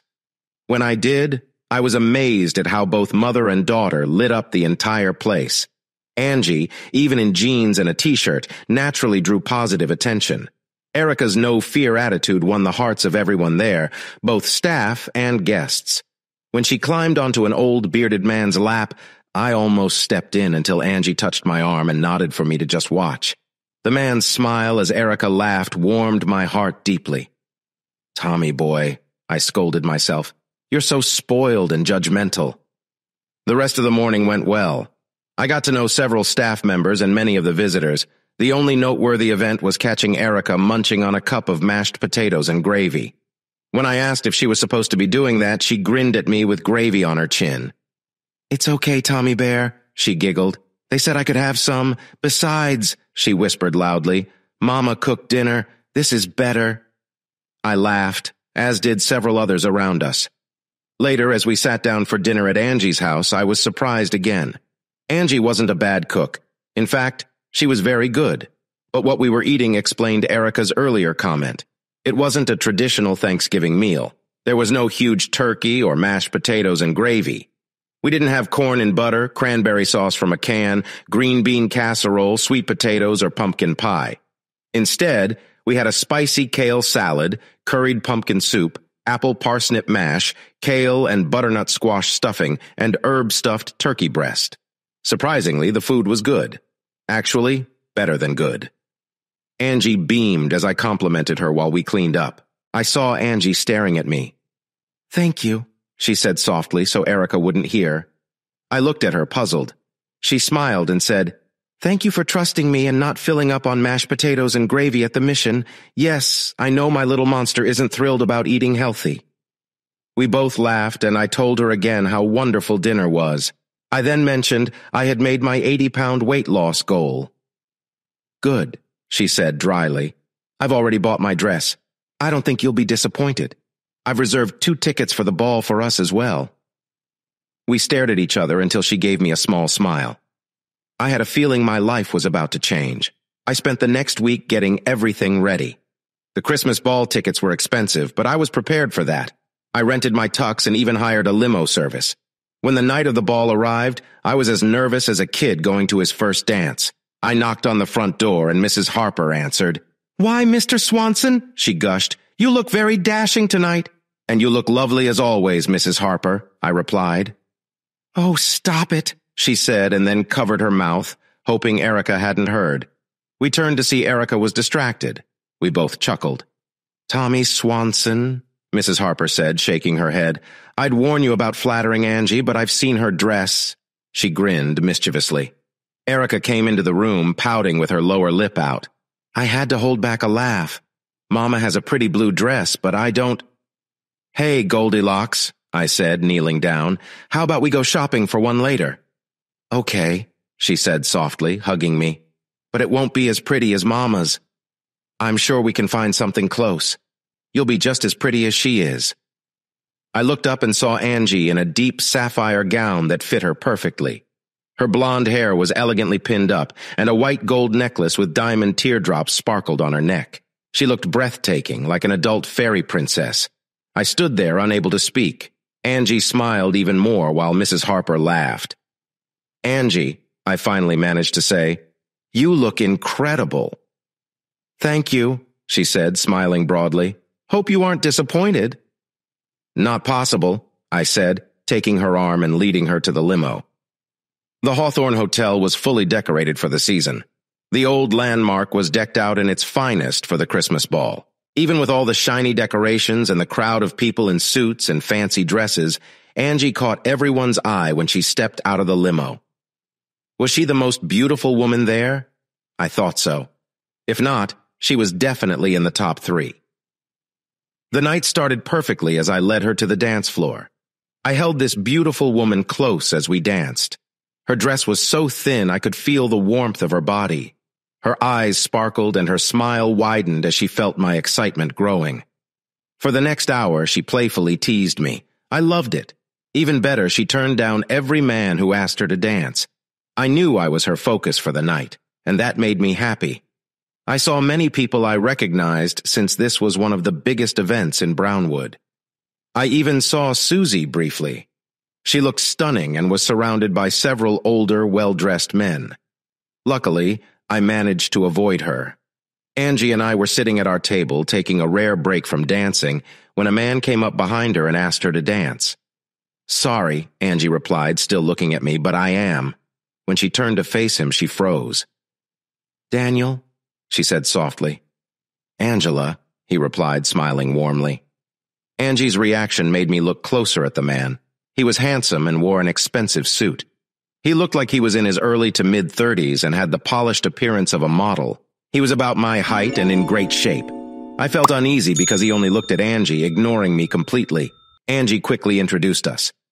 "Daniel, this is Tommy," she said, looking at me. I couldn't read the emotions on her face. "Tommy boy," Daniel said, smiling and offering his hand. "I've heard a lot about you. Congratulations on losing so much weight." I stood and shook his hand. "I'm sorry, sir, but you have me at a disadvantage. I've heard nothing about you and don't know who you are."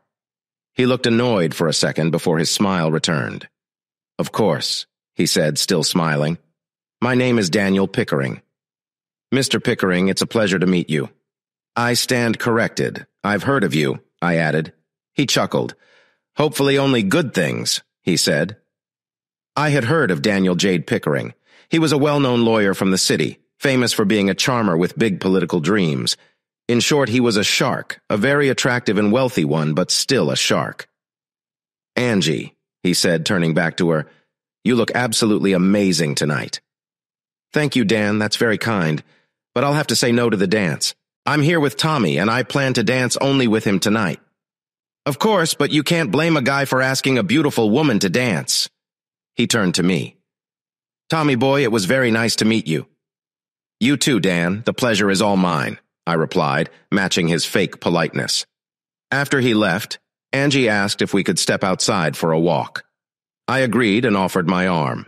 She took it, and we left our table, walking to the hotel's atrium. I could hear her heavy breathing as she tried to stay calm. Once we were far enough from everyone else, she stopped and turned to face me. "Tommy," she said softly with tears in her eyes, "I am so sorry. I can't believe he treated you like that." She shook her head and fought back tears. "That jerk," she hissed. "He's so full of himself. He knew I'd be here with you tonight." "A friend of yours, I guess?" I laughed, trying to lighten the mood. Her eyes went wide. "I knew." "Oh," I said, understanding. "That friend. He's usually not like this," she whispered. "He's normally very nice, but lately he's become more possessive." "Angie, you don't need to explain," I said calmly. "I know, but I want you to understand," she said. I nodded. I knew Daniel before Eric left. Actually, I've met most people here tonight thanks to Eric. He made sure I met every important person. After Eric left, Daniel helped me put my life back together. Tommy, Dan, and I were never exclusive, even though it felt like it sometimes. He's focused on his political career and loves public attention. That's not the life I want, and I'd never drag Erica into that mess. Dan also likes dating different women. I've known about at least a dozen he's been with in the past 3 years. Angie, you don't need to explain. You've been clear from the start. We're just friends. I get it, and I'm okay with it. You and Erica mean a lot to me. You're very important to us, too.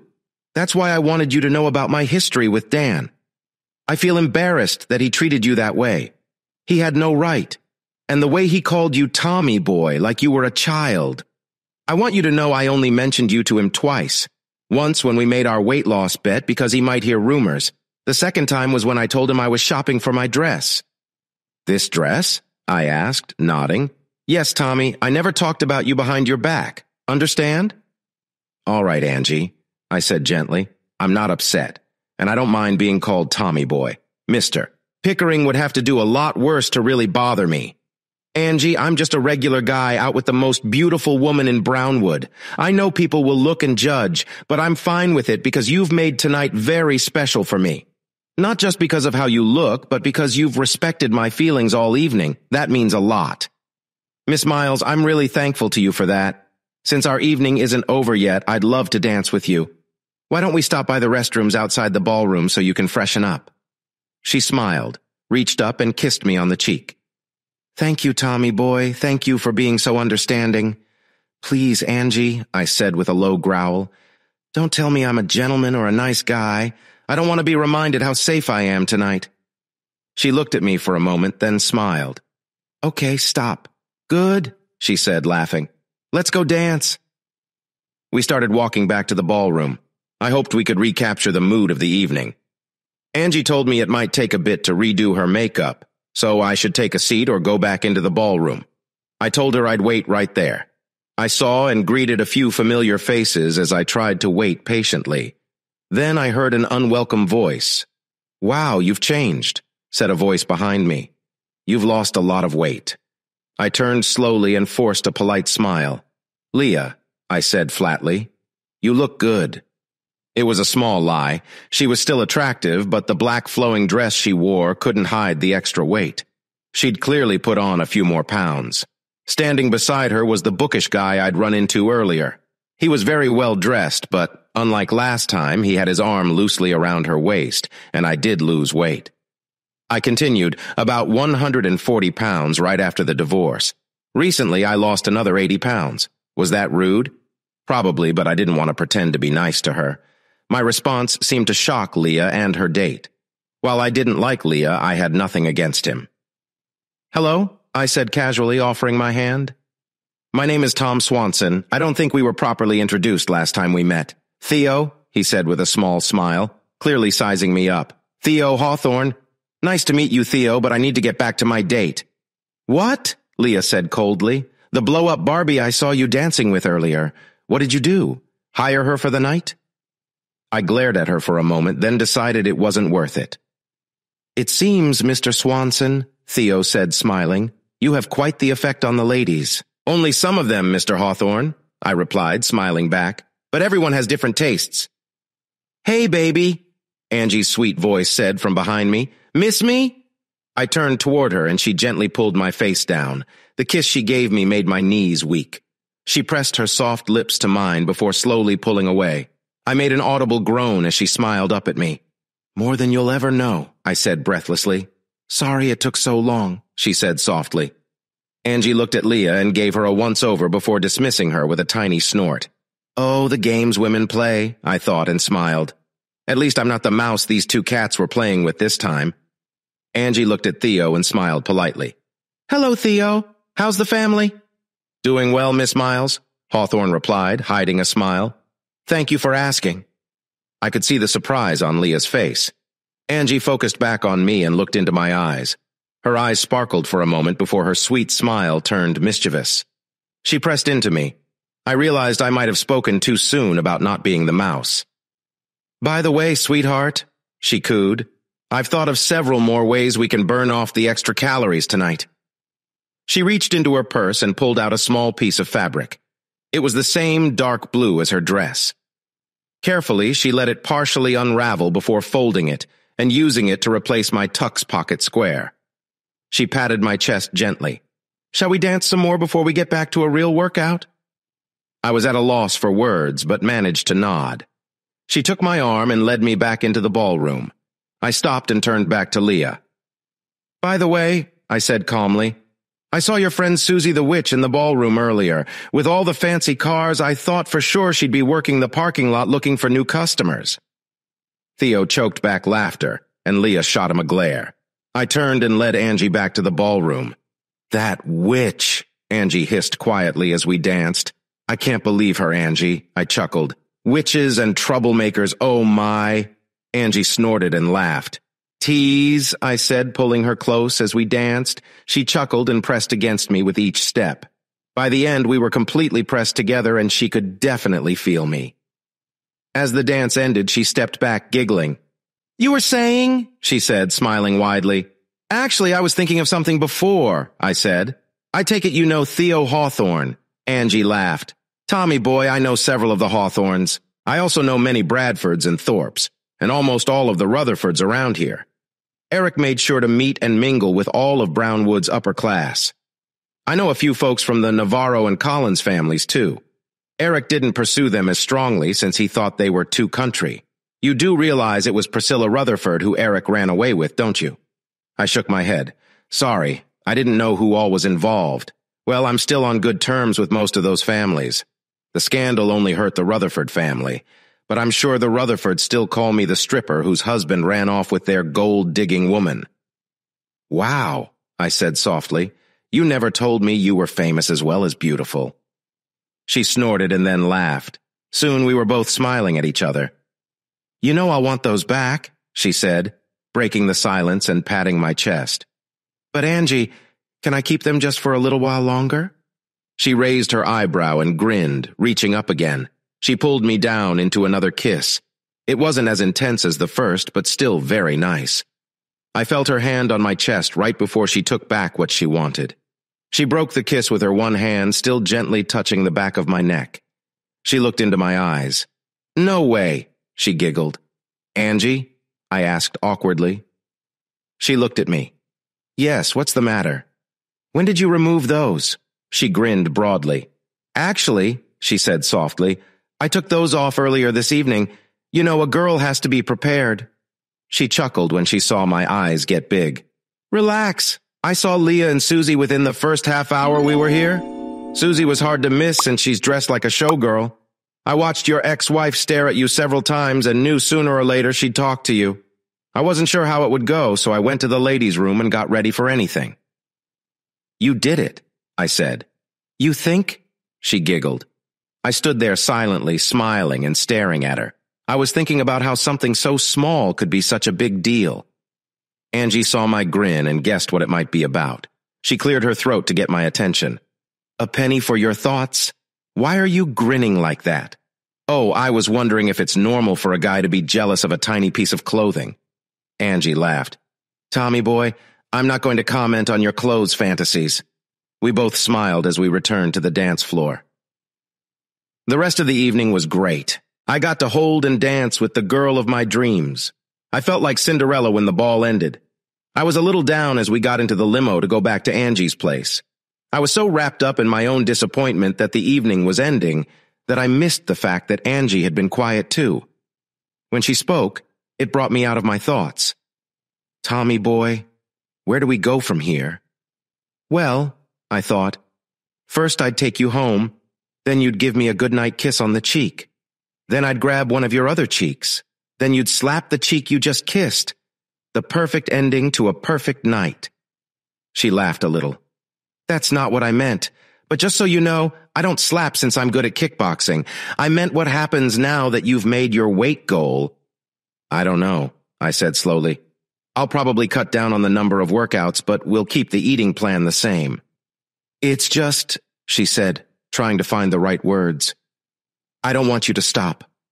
I really want you to push for the last 20 pounds to reach 100. She spoke like a mother explaining something to a small child. You are more than you realize. You have an incredible strength that you only use now and then. That 100-pound goal is more than just another 20 pounds. It's the beginning of a whole new life for you. I chuckled. Anyone ever tell you that you make a great cheerleader? Well, actually, I've got the outfit in my closet. Really? I said, instantly interested. No, you joker. She snorted and laughed. I do have an outfit I'm going to wear Saturday, but you'll have to agree to go with us to a Christmas party in the children's ward at the hospital. I stared at her silently. And I dress like Santa's helpers for the party. Would I have to dress up? I said, worried. No, we already have a Santa, and I don't think I want to scare Erica or any of the children with you dressed up like Rudolph with a red nose and antlers. It might emotionally scar them. Ouch, I said, pretending to be hurt. We chuckled to ourselves, trying to forget that image. Tommy boy, she said softly, breaking the silence. That goal seems impossible to you, but I know you can do it. When you reach it, maybe you'll see that things you thought were impossible are actually possible. It'll be a whole new world. Shouldn't we be on some magic carpet with a genie or something? I said, laughing. Oh boy, she said and laughed as well. I've got to stop watching so many Disney movies. We both sat there and smiled, knowing Erica would never let it happen. Seriously, Tommy boy? Please think about it. Maybe we can come up with something as a nice reward. I snorted. Not that, she said, chuckling, then becoming very silent. I escorted 2 Christmas elves into Sacred Heart Hospital Saturday morning for the children's Christmas party. The little one was the cutest elf ever. Okay, maybe I was a little biased, but with her little green elf skirt, vest, hat, Christmas-decorated white tights, and elf shoes, I thought she looked adorable. Her mom was dressed exactly like her. Oh my God. She was completely covered, but there's something tricky when a pretty woman dresses like a child. She was trying to be cute and not too attractive, but oh my God. Every time I looked at her, my thoughts went down a very Christmas fantasy path. I was afraid to look at her. Much to her amusement.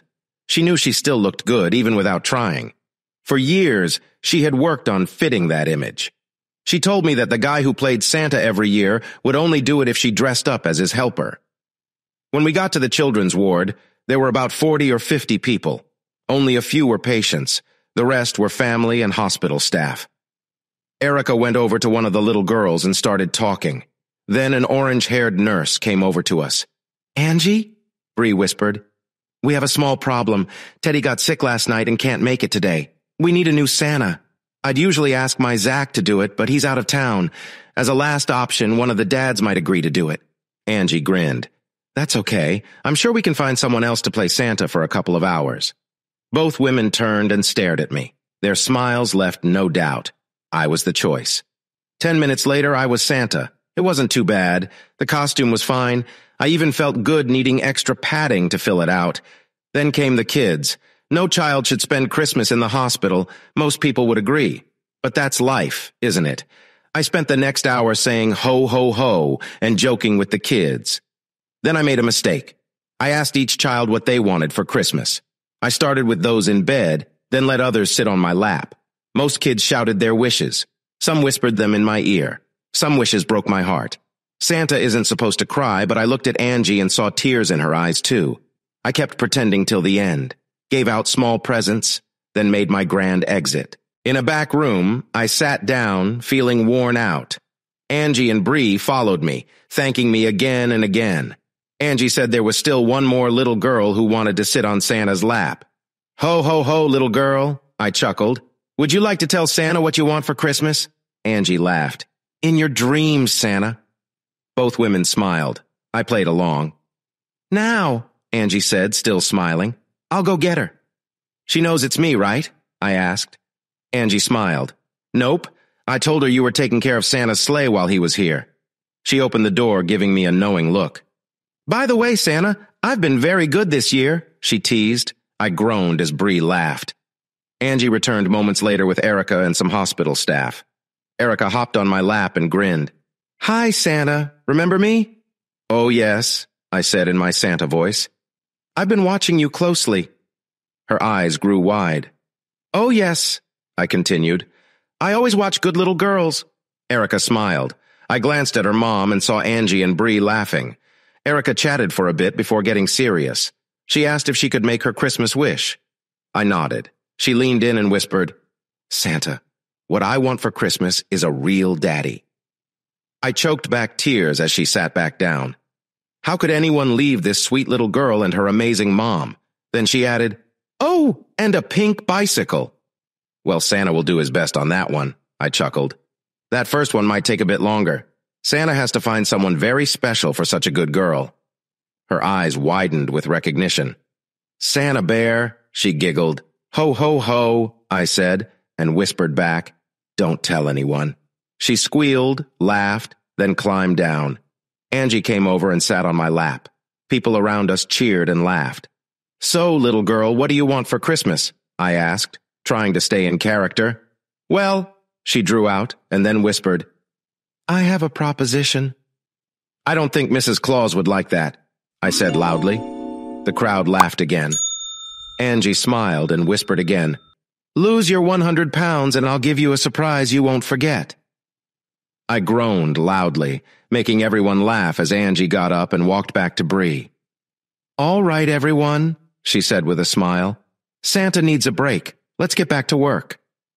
Bree looked at Angie and chuckled. Teddy's going to be sad he missed playing Santa this year. That'll teach him, Angie laughed. I changed and met Angie and Erica in the lobby.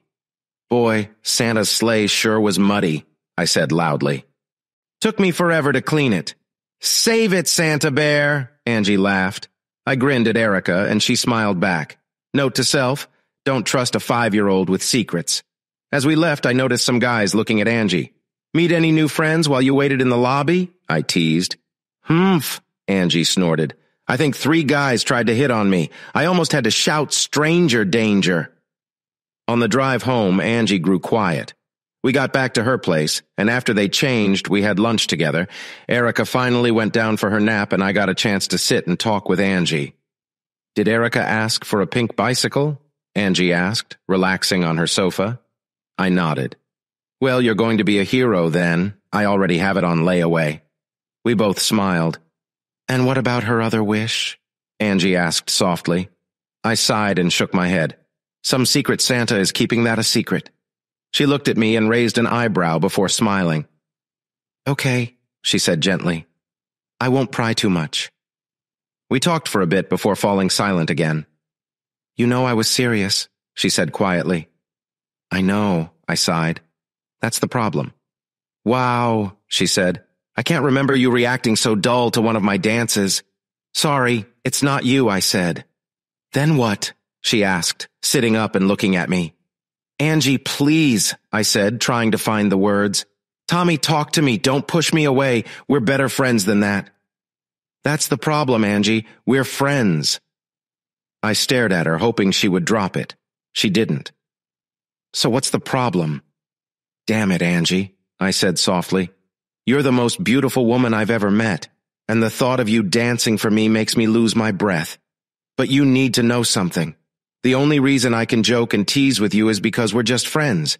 I've accepted that. But if you ever really flirted with me, I'd be lost. It would blur the lines, and I don't know how I would handle it. I could easily embarrass us both. Tommy, I have faith in you. You're a great guy and a great friend. I know that I'd be— Stop right there, Angie, I interrupted. If you say the word safe, I'll throw up all over your living room. Okay, she said with a sad smile. I kind of understand, but you need to know why I even suggested it. I wanted to give you something special, something personal, something intimate without actually doing anything. I know you like me. It's flattering, Tommy. What about Daniel? She sighed and sat back. Daniel was perfect for me back then. He was kind and gentle. I knew he wanted to sleep with me, but he cared about me enough to keep things private. He was handsome and good in bed. In many ways, he was like you, Tommy. He was safe. I knew he loved me as much as he could. Daniel is a player and a political guy. His true love is himself and being in front of a camera. Since I knew what I was dealing with, I was comfortable. But you need to understand, Tommy. I never had to try to charm or tease him. Those didn't work on him. He always needed control, or it became a game. That's not how it is with you. You let me be in control most of the time. You look out for me and, more importantly, for Erica. I never let Daniel near Erica. I didn't trust him that much, and I didn't want to confuse the situation. But I trust you, Tommy. You're an honorable man. You may not want to hear it, but it's what makes you special. A woman can be herself around you. She doesn't have to hide every thought or emotion, which wouldn't be right with you. A woman can relax. That's very freeing and desirable. But it also means that sometimes a woman's worst side comes out, like with your ex-wife. I know a lap dance may be too much, but maybe a striptease where you can look but not touch, following the usual rules, might be possible. I can make the night special. If things go too far, all I have to say is stop, and I know you will. It might be tough, but Tommy, I know you'd never hurt me. That means a lot to me, and I'd like to do something special for you. I sat there, trying to think. So what do you think? She asked softly. I think 100 pounds is going to be hard to make, I sighed. But I'd be a fool to turn down seeing you dance. She lit up like a little girl who got what she wanted, and we laughed. This might be a bad idea, I mumbled. The holidays can be an interesting time. Seeing all the lights and celebrations can either fill you with hope or make you realize what's missing in your life. For me, it was mixed. I'd always loved the romance and idea of family when I was with Leah.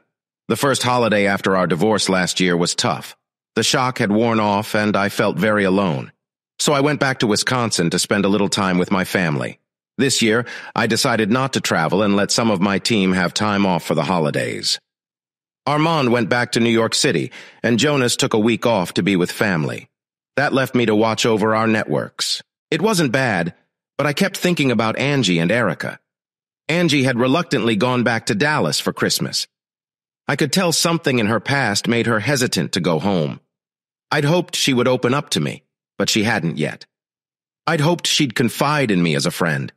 Of course, I wanted more. The Christmas ball and our talk after the children's party were still on my mind. Okay, and in my dreams, too. I found myself missing them and wondering if they were okay. I'm not dumb. I knew I was falling in love. I already loved the little kid, but I was falling for a dream. I'm a romantic, but I'm also practical. I knew I would be the one getting hurt. Being her friend was probably the best I could hope for. But maybe being friends and having some extra moments together wasn't impossible. I thought I could handle it because it meant I could be a big part of their lives. Since she offered me a dance to motivate me, I figured she didn't find me too gross. That motivation was working well because I worked out at least 5 times a week to stay fit. It made waiting to see the Miles girls until New Year's Eve easier. There was a surprise during the holidays. It happened a few days before Christmas. Leah called and asked if she could come over. I hesitated until she said she wanted to apologize for the Christmas ball and wouldn't stay long. Maybe I was in the holiday spirit, or maybe I had bad eggnog, but I said yes. When I opened the door, I was surprised. Leah had done herself up to look nice. Even with some extra pounds, she still looked good. I felt a mix of feelings, as I always found her attractive, but realizing I still had old feelings for her was confusing. "Thank you for meeting with me, Tommy," she said softly. "Our last meeting didn't go well. I'm sorry. You surprised me." "I know, and I'm sorry," she replied. "There were things I wanted to say, but we didn't start off right." "Leah," I said calmly, "we didn't end on a good note, so what made you think we'd start off on one?" She didn't say anything, so I stepped out of the way and let her in. She gave me a hesitant smile as she looked around the apartment. There were still things from our old apartment that I hadn't replaced yet. "Some of this looks familiar," she said quietly. "Well, I couldn't afford to replace all of it at first," I explained. "By the time I could, I figured the money would be better spent on a house or new furniture." "Still holding on to the dream of owning a house?" she asked with a hint of sadness. "Of course," I said coolly. "You didn't take all my dreams." I could see the pain on her face as she gathered herself. "I'm so very sorry for that, Tommy," she said. "More than you'll ever know." "All right, Leah," I sighed. "What do you want?" "It's the holidays, and I wanted to clear the air between us," she said. "It's been 2 years since the divorce, so clearing the air seems pointless," I replied. "I've been moving on with my life, and you? Well, you moved on before we even filed for divorce." "Yes, I know," she admitted. "I acted badly back then. I wish I could change it, but I can't. I also know you've moved on too. I heard about your run-in with Susie and the young woman you were with. And then, of course, there was the beautiful blonde with you at the ball." So Leah sighed. "It didn't turn out that way, but I was trying to compliment you. I wanted to tell you that you looked very handsome, and I was a little jealous of your date." There were several snide comments I could have made, but I held my tongue. "Your comments were cold. Not that I didn't deserve them, but they were still cruel," she said softly. "To let you know, I haven't been out with Susie in over a year," she continued. "What?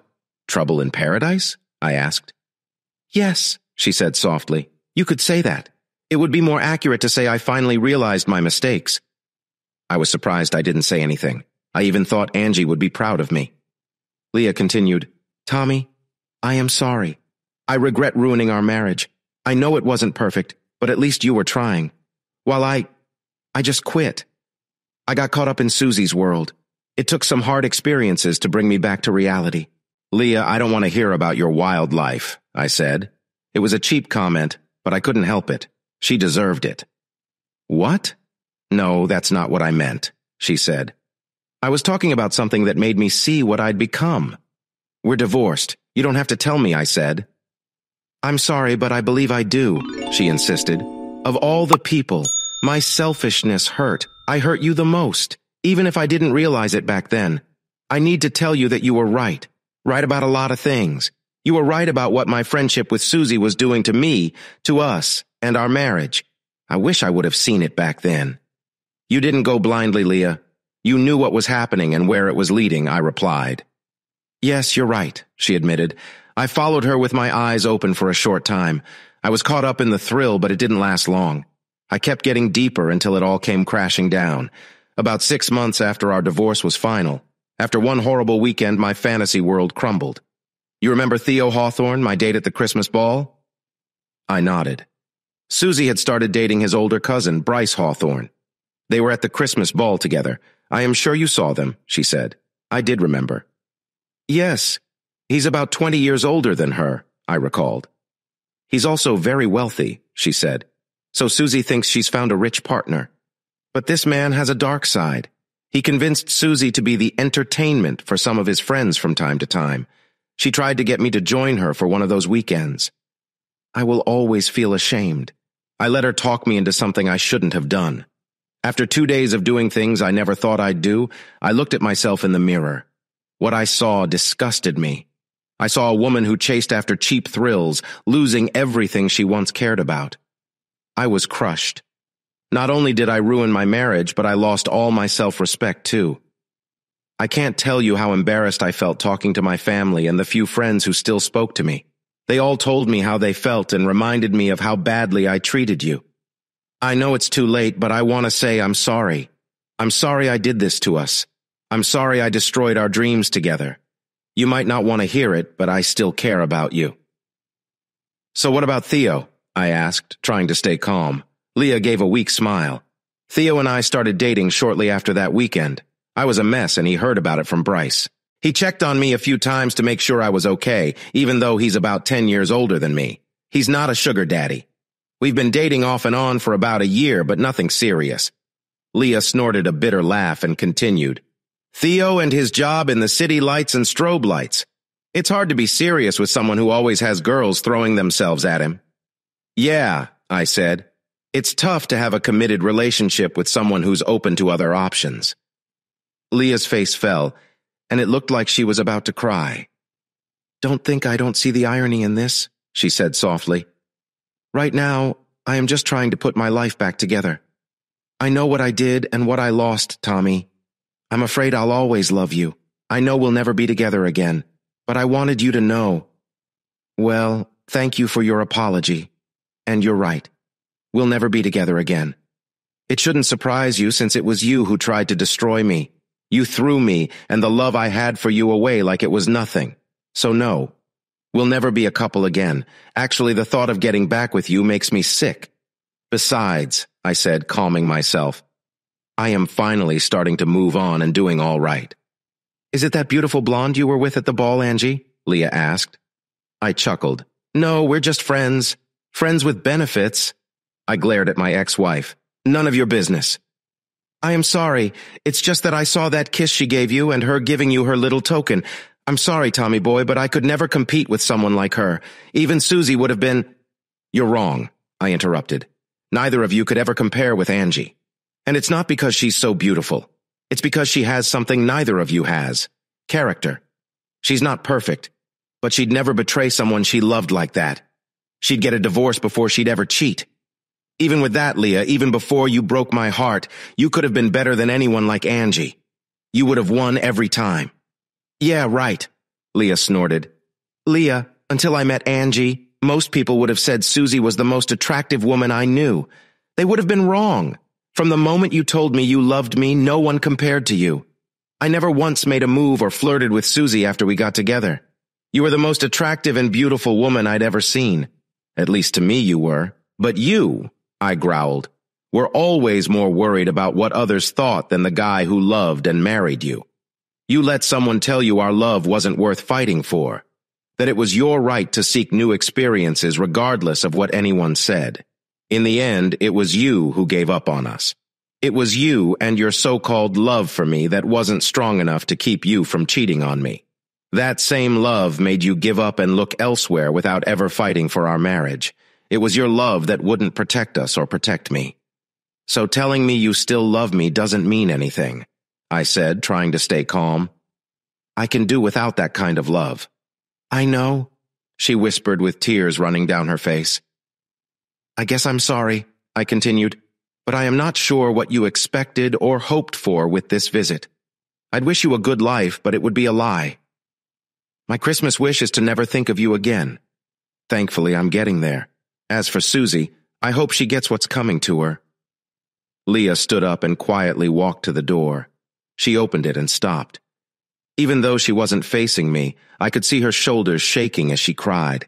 I'm sorry, Tommy boy. I know it doesn't mean much now, but I truly am. I hope you find someone who'll love you like you once loved me. I started to say something, but all that came to mind was Merry Christmas or Happy Holidays, and those seemed pretty hypocritical. Silently, I watched my ex-wife leave. Maybe it was my guilt over how I acted with Leah, or maybe I was missing Angie and Erica so much. But I ended up in a Santa suit back at Sacred Heart on Christmas Day with lots of confusing emotions in my head. I needed a dose of reality, and I got it. There's something about being around others who are going through worse times to give you some perspective on your own problems. Seeing some of the things these kids and their families were going through made my issues seem small. It didn't mean the frustration, bitterness, and pain from my divorce weren't important. It just put it in perspective. It wasn't as overwhelming. My feelings for Angie and Erica were also clear. If I didn't get to have the kind of relationship with them that I wanted, it wouldn't break me. It would be disappointing and would hurt, but I'd be okay. Watching a little girl waiting for a kidney transplant, or seeing the eyes of a father whose little boy has cancer puts things in perspective. It was with that calm feeling that I welcomed Angie and Erica back to Brownwood on New Year's Eve. Unfortunately, my calm didn't last until midnight. Angie had returned from Dallas stressed and upset, but she began to relax as the night went on. We gathered at Mrs. Harper's home just down the block from Angie's house. There were several people from the neighborhood whom Angie considered friends as well as neighbors. Surprisingly, there wasn't anyone from the gym. Angie seemed to keep her personal life and work life very separate. I was surprised to see Erica still awake as midnight approached until Angie told me Erica's secret. She said Erica had taken a long nap that afternoon so she could bring in the new year with me. As we started the countdown, Erica made sure I was holding her. At midnight, we all yelled out together, "Happy New Year!" Erica leaned over and kissed her mama and then kissed me on the cheek. "Now you gotta kiss me," she said, giggling. I made a big show of kissing her on her forehead as she squealed, "Now you got to kiss Mama." I laughed and said, "I don't know, Goldilocks. You never know what might happen when a princess kisses a bear." "Tommy Bear," she squealed. "That only happens with frogs. My friend Molly's mama said she's kissed a whole bunch of frogs, but all she got was warts." I almost choked laughing. Angie laughed at first before Mama Bear came out. "Maybe we shouldn't hang around Molly's mama for a while," Angie said sternly. "Okay, Mommy," the munchkin replied. "Now are you going to kiss Tommy Bear?" Angie leaned over and gave me a quick kiss. It seemed to satisfy Erica, but not our audience. Mrs. Harper grinned as she took Erica from my arms. "Time for little ones to go lay down," she announced, and turned to go tuck Erica into one of the back bedrooms. "Give him a real kiss," she whispered to Angie as she left. Angie turned and looked up at me with her blue eyes. I saw a playful look in them before she stepped closer to me. Well, she could as she draped her arms around my neck. I'm not really sure who kissed who first. When we broke apart, there was a definite energy between us. Just then, her friends and neighbors were delighted. "Shoot," she whispered. "Tommy boy, you need to make weight, and soon." Like most people, I threw myself into the gym right after the holidays. While most people were trying to get past their holiday guilt and get in better shape, my motivations were different. That New Year's Eve kiss had me focused on dropping those last 12 pounds. It also had me daydreaming a lot. I had one false start in January. I told Angie I'd reached my weight. She promptly joked that cutting water weight didn't count. We had a nice night out. I asked Erica to be my Valentine, and her response was typical Erica. She giggled and said, "Tommy Bear, you're silly. I am already your Valentine." There really wasn't anything to say to that, was there? After I took them home, I cornered Angie before I left and smiled. "I made weight 2 days ago," I said, grinning. "About time," she laughed. "I'll see you later on tonight. I'll come over after Erica goes to bed and Mrs. Harper comes over." I stared at her in surprise. "I've had Mrs. Harper on call for the past 2 weeks," she said, grinning. After saying my goodnights, I floated with anticipation all the way back to my apartment. The next 90 minutes felt like 3 hours. Finally, I heard a knock at my door. My fantasy had arrived. She walked in carrying a large tote bag. I started to say something, but she gently put her finger on my lips and slowly shook her head. "The less you speak," she said softly, "the better this will go. Trust me." I nodded. "Good. Now go find a chair you can sit in and get comfortable." "Oh, I almost forgot," she said as she handed me a CD and grinned evilly. "Be a sweetheart and put this in the stereo. I'll tell you when to start it." She skipped to my bathroom and shut the door behind her.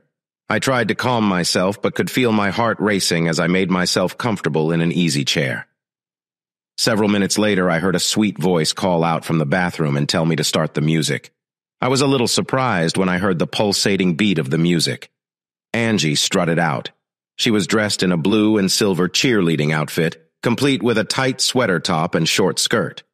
She had her hair pulled back into a golden ponytail with a big blue ribbon and looked every bit like a cheerleader.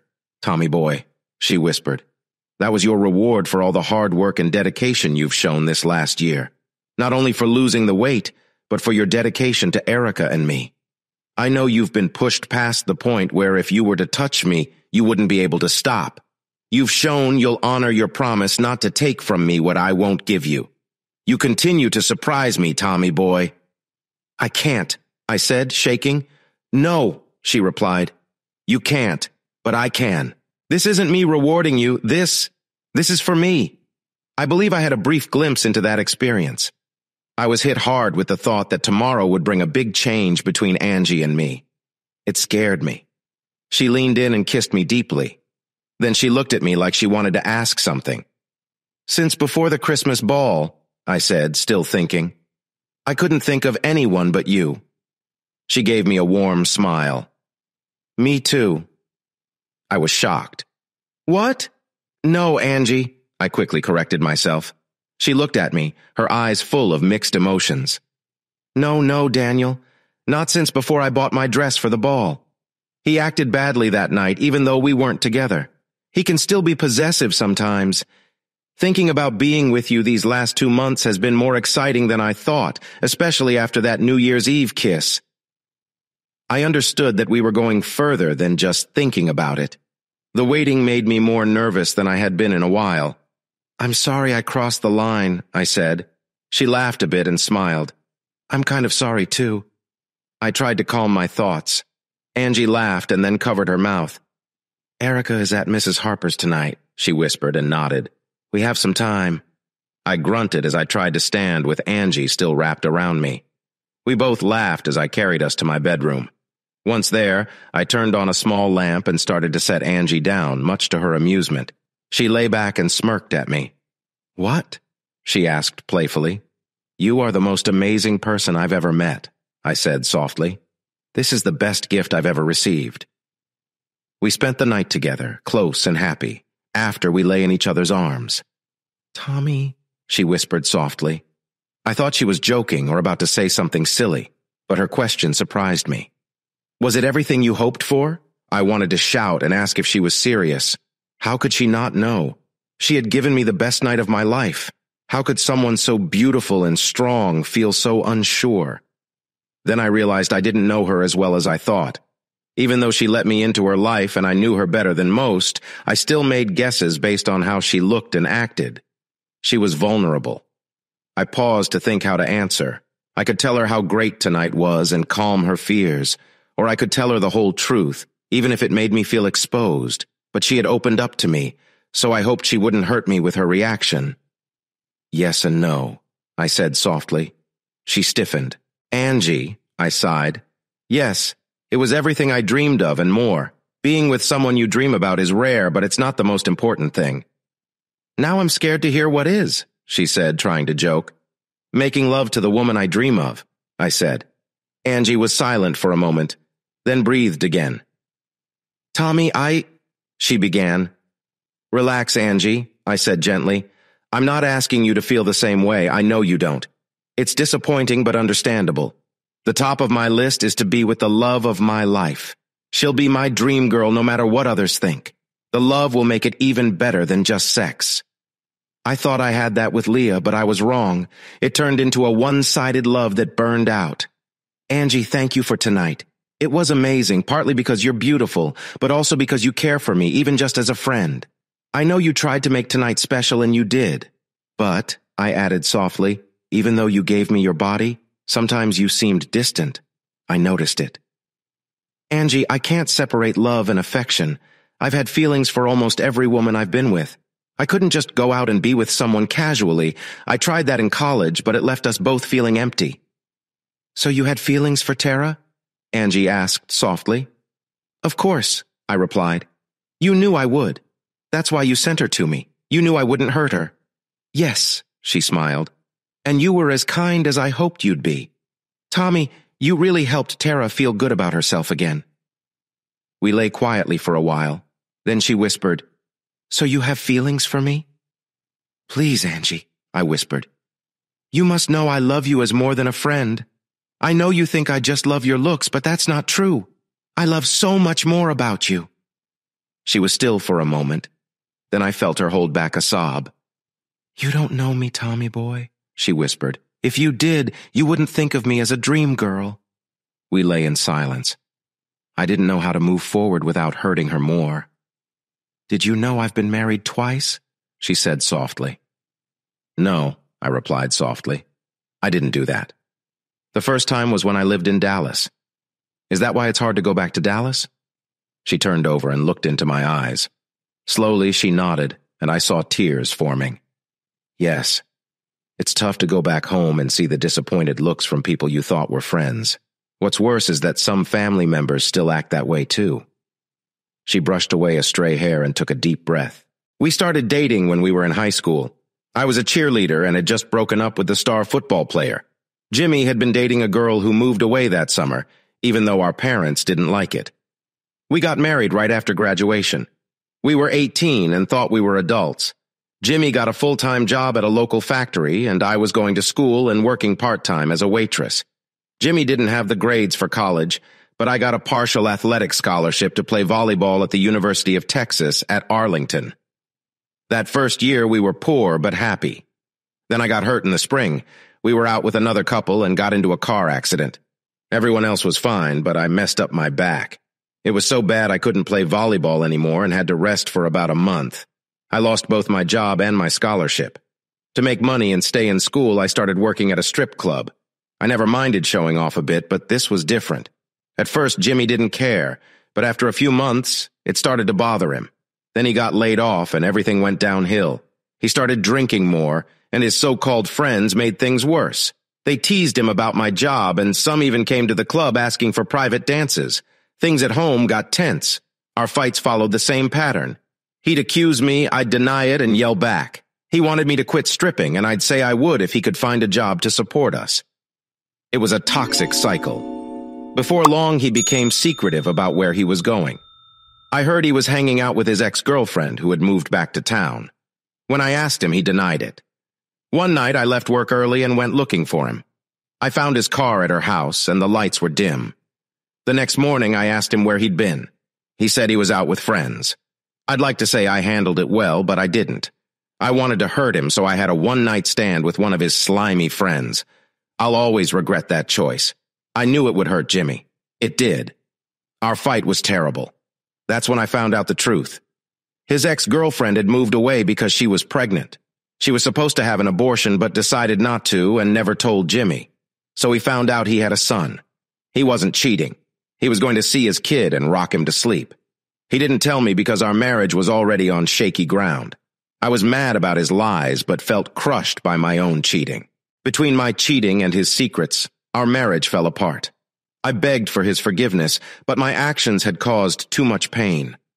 A month before our second anniversary, we were divorced. I was a 20-year-old with a failed marriage and no job. It wasn't the dream I had when I was a little girl. I was alone, struggling, and hated myself. Then I met Eric.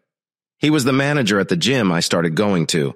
I thought things would get better, but they didn't. I ruined my first marriage, and Eric wrecked my second one.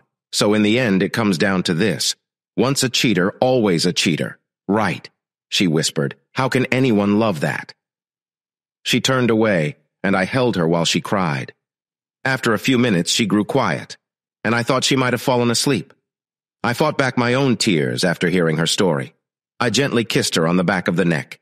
Dang, Angie, I wish you could see yourself the way I see you.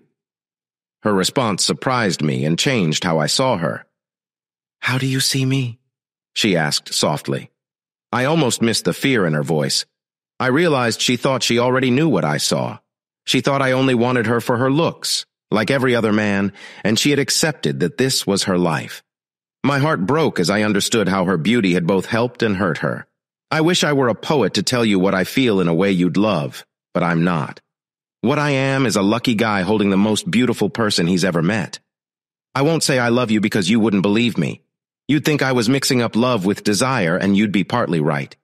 I do desire you, but it's more than that. What I see, Angie, is an amazing woman. Sadly, she has trouble believing it. She thinks no man will ever see past her beauty. She's wrong. I do love how you look, and I love feeling you close to me. I'll always remember tonight because of your wonderful kisses. I love the way your eyes light up when you talk about Erica or the gym or anything else you're proud of. I love the sound of your laugh. It makes me smile, no matter how bad my day has been. At the gym, I see how you handle all the different people. You're smart and tough, but at home, you're very kind and caring. You're like a mama bear, always protecting your child and the people you love. But being strong all the time is hard for you. You're scared that if you let someone into your life, they might hurt you or Erica, and that fear makes you feel alone. You know your love and passion could overwhelm the man you fall for. You'd be his world, with Erica as their brightest star. You'd be a gift to him, more precious than anything he could imagine. As you rested your hand on mine, I could feel your tears. Angel, I said, gently brushing back a strand of your hair and kissing your ear. You're an amazing woman. Thank you for this night. I'll never forget it. You placed my hand between yours and I held you tight until we both fell asleep.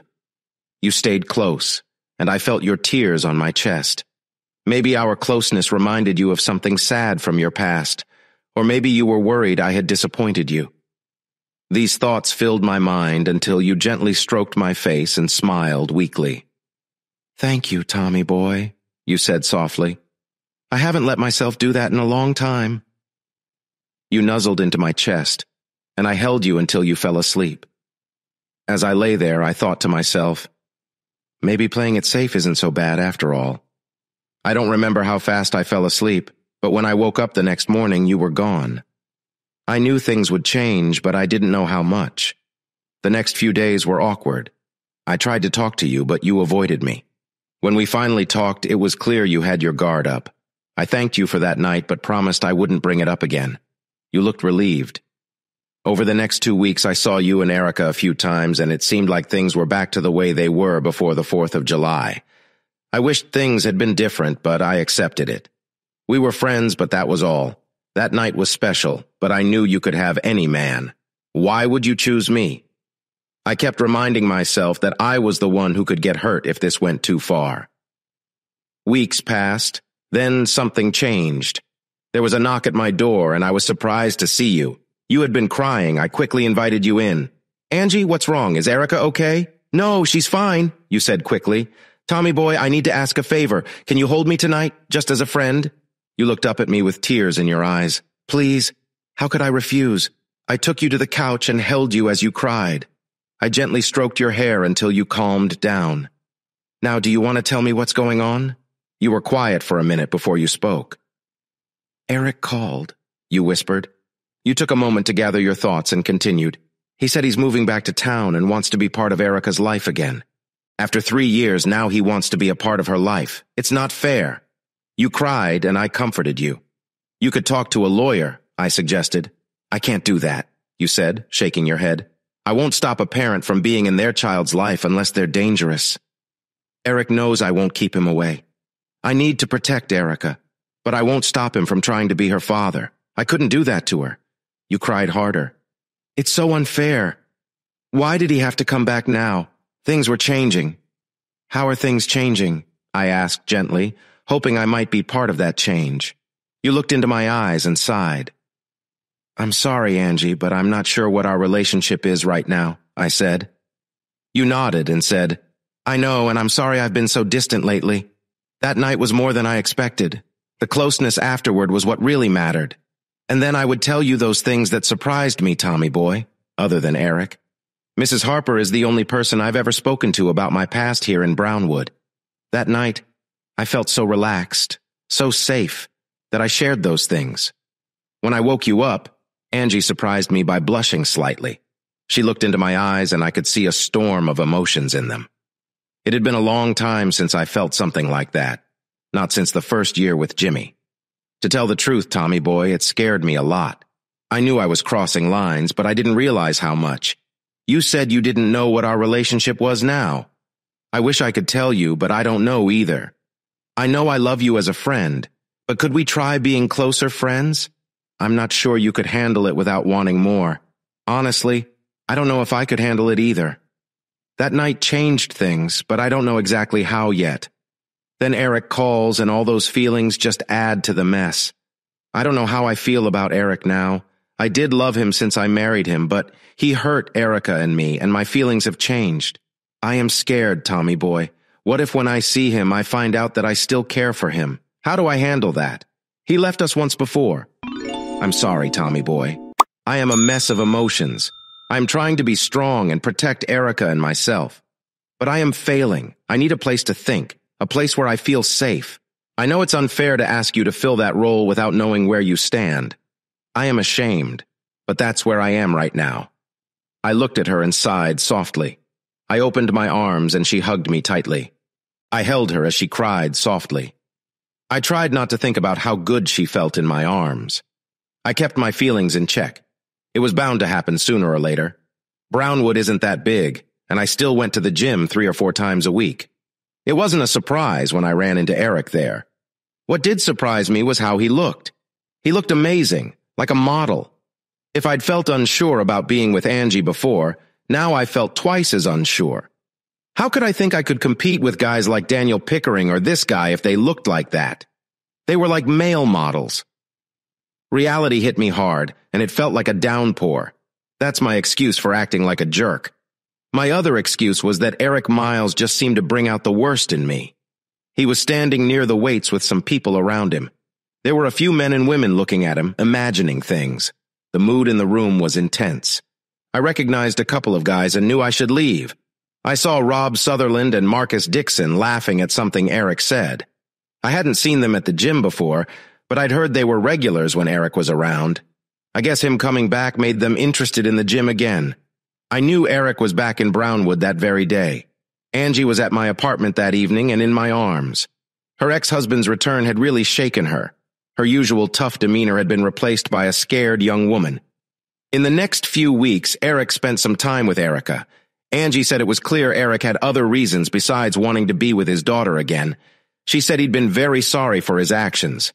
He asked her to forgive him every time he came over to see Erica.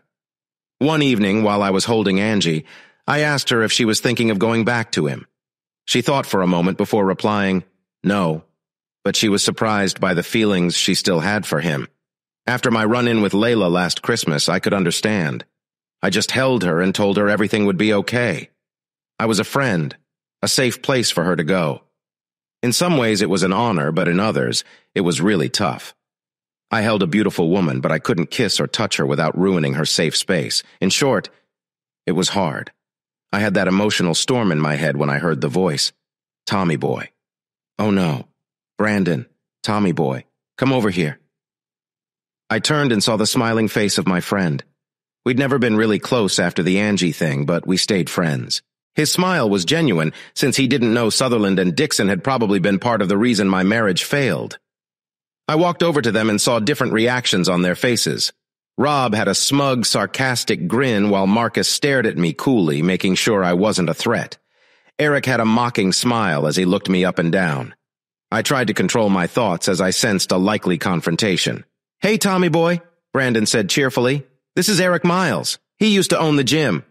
Yeah, I said calmly. So I've heard. So you're the famous Tommy Bear my daughter can't stop talking about. She's a special little girl, I replied. Yes, she is, he said, smiling. She comes from good people. Yeah, Angie is pretty special too. Well, yes, he laughed. But I was talking about her dad. Oh, the mother is important, but it's the father that makes a winner. His macho response got a few chuckles. I could tell he saw he'd hit a nerve with me when he grinned wickedly. I felt my controlled anger rising. I knew any fight would not end well for me, even if I won. Any arrest would ruin my job at SNU's.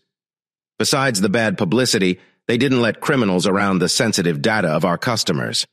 Damn, I thought to myself, I'm on my way to the edge of trouble again.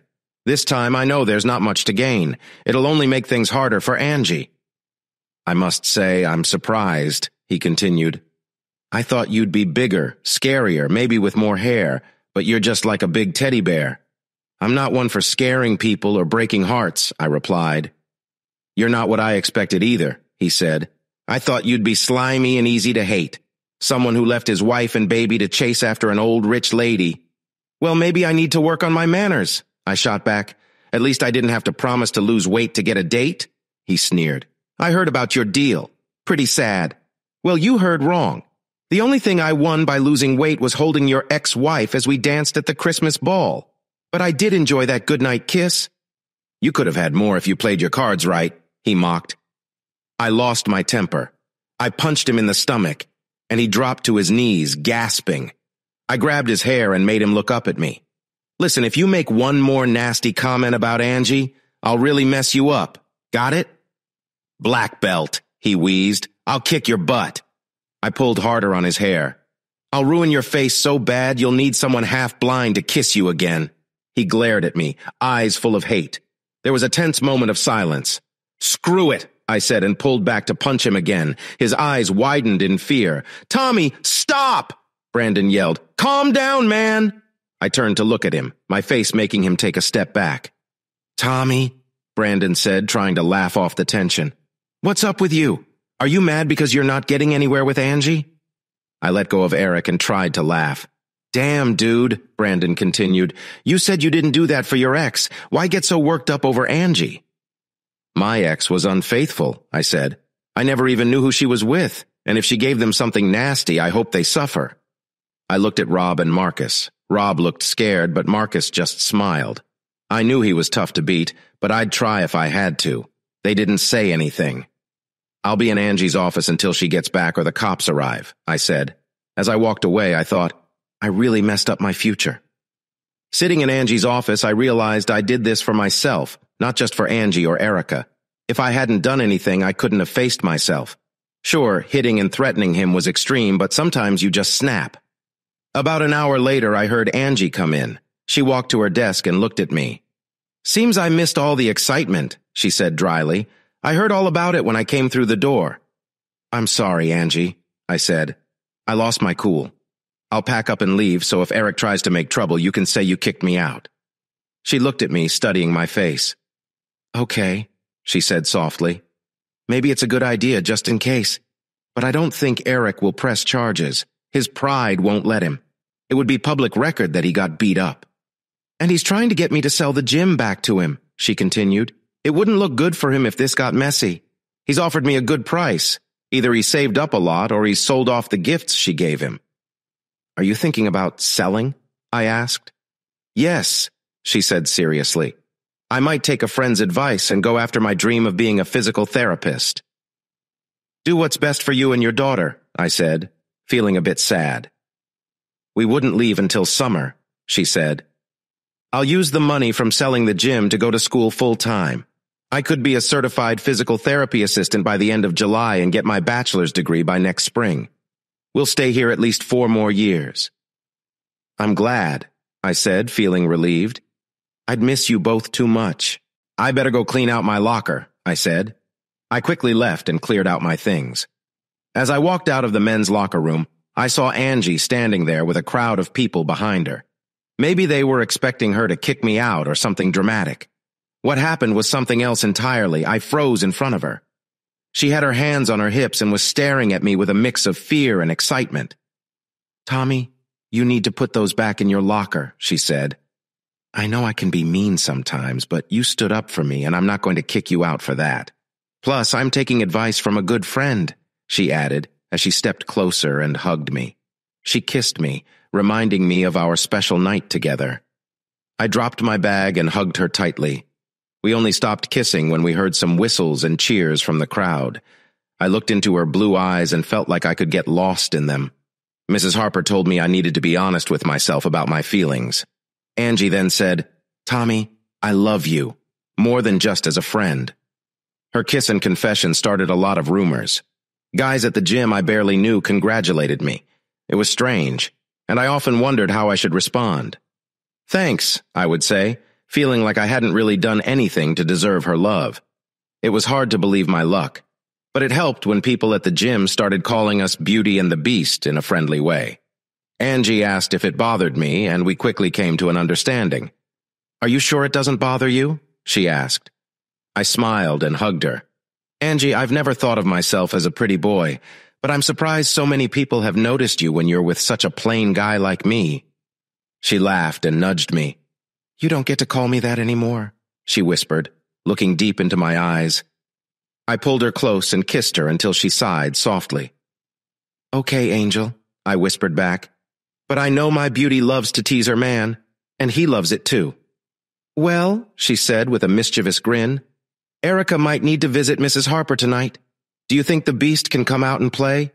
"Oh, I definitely think we can arrange that." Over the next few months, I learned a lot about Angie.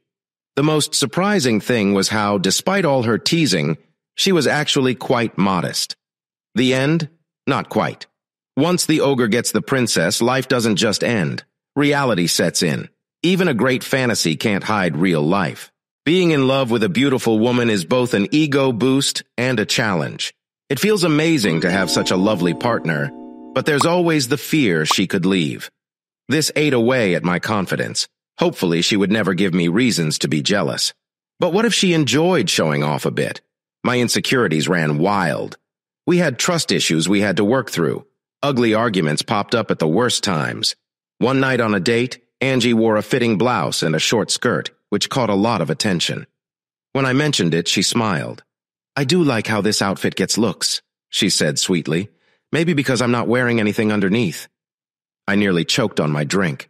She batted her eyes innocently. I'd love to say it was the start of a great night, but it wasn't. Angie never actually exposed herself, but she enjoyed herself while I struggled with my feelings.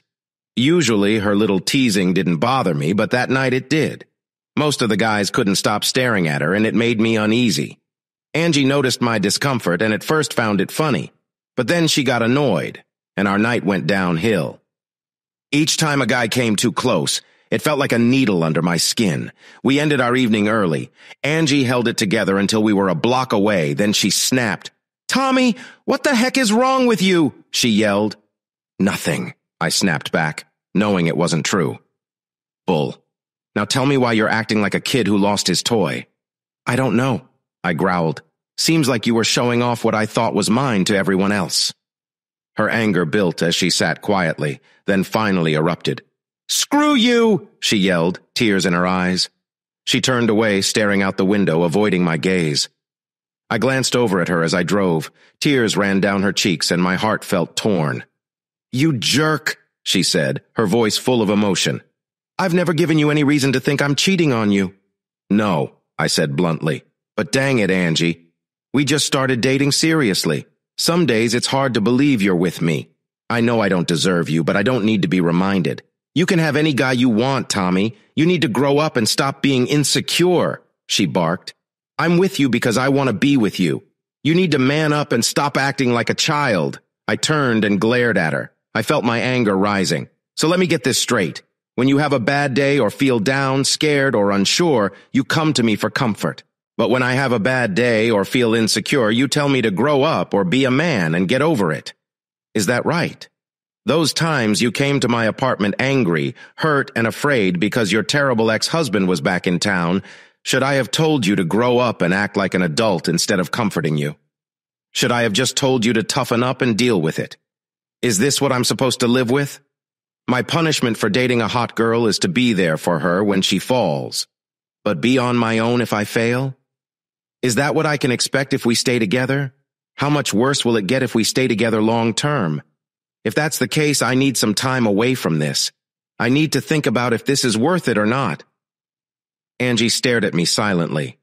I saw anger, shock, and then something else in her face. We drove the rest of the way to her house in silence. When we got there, I pulled into the driveway but didn't get out to open her door. She slowly got out, turned, and looked at me. "Tommy," she started softly.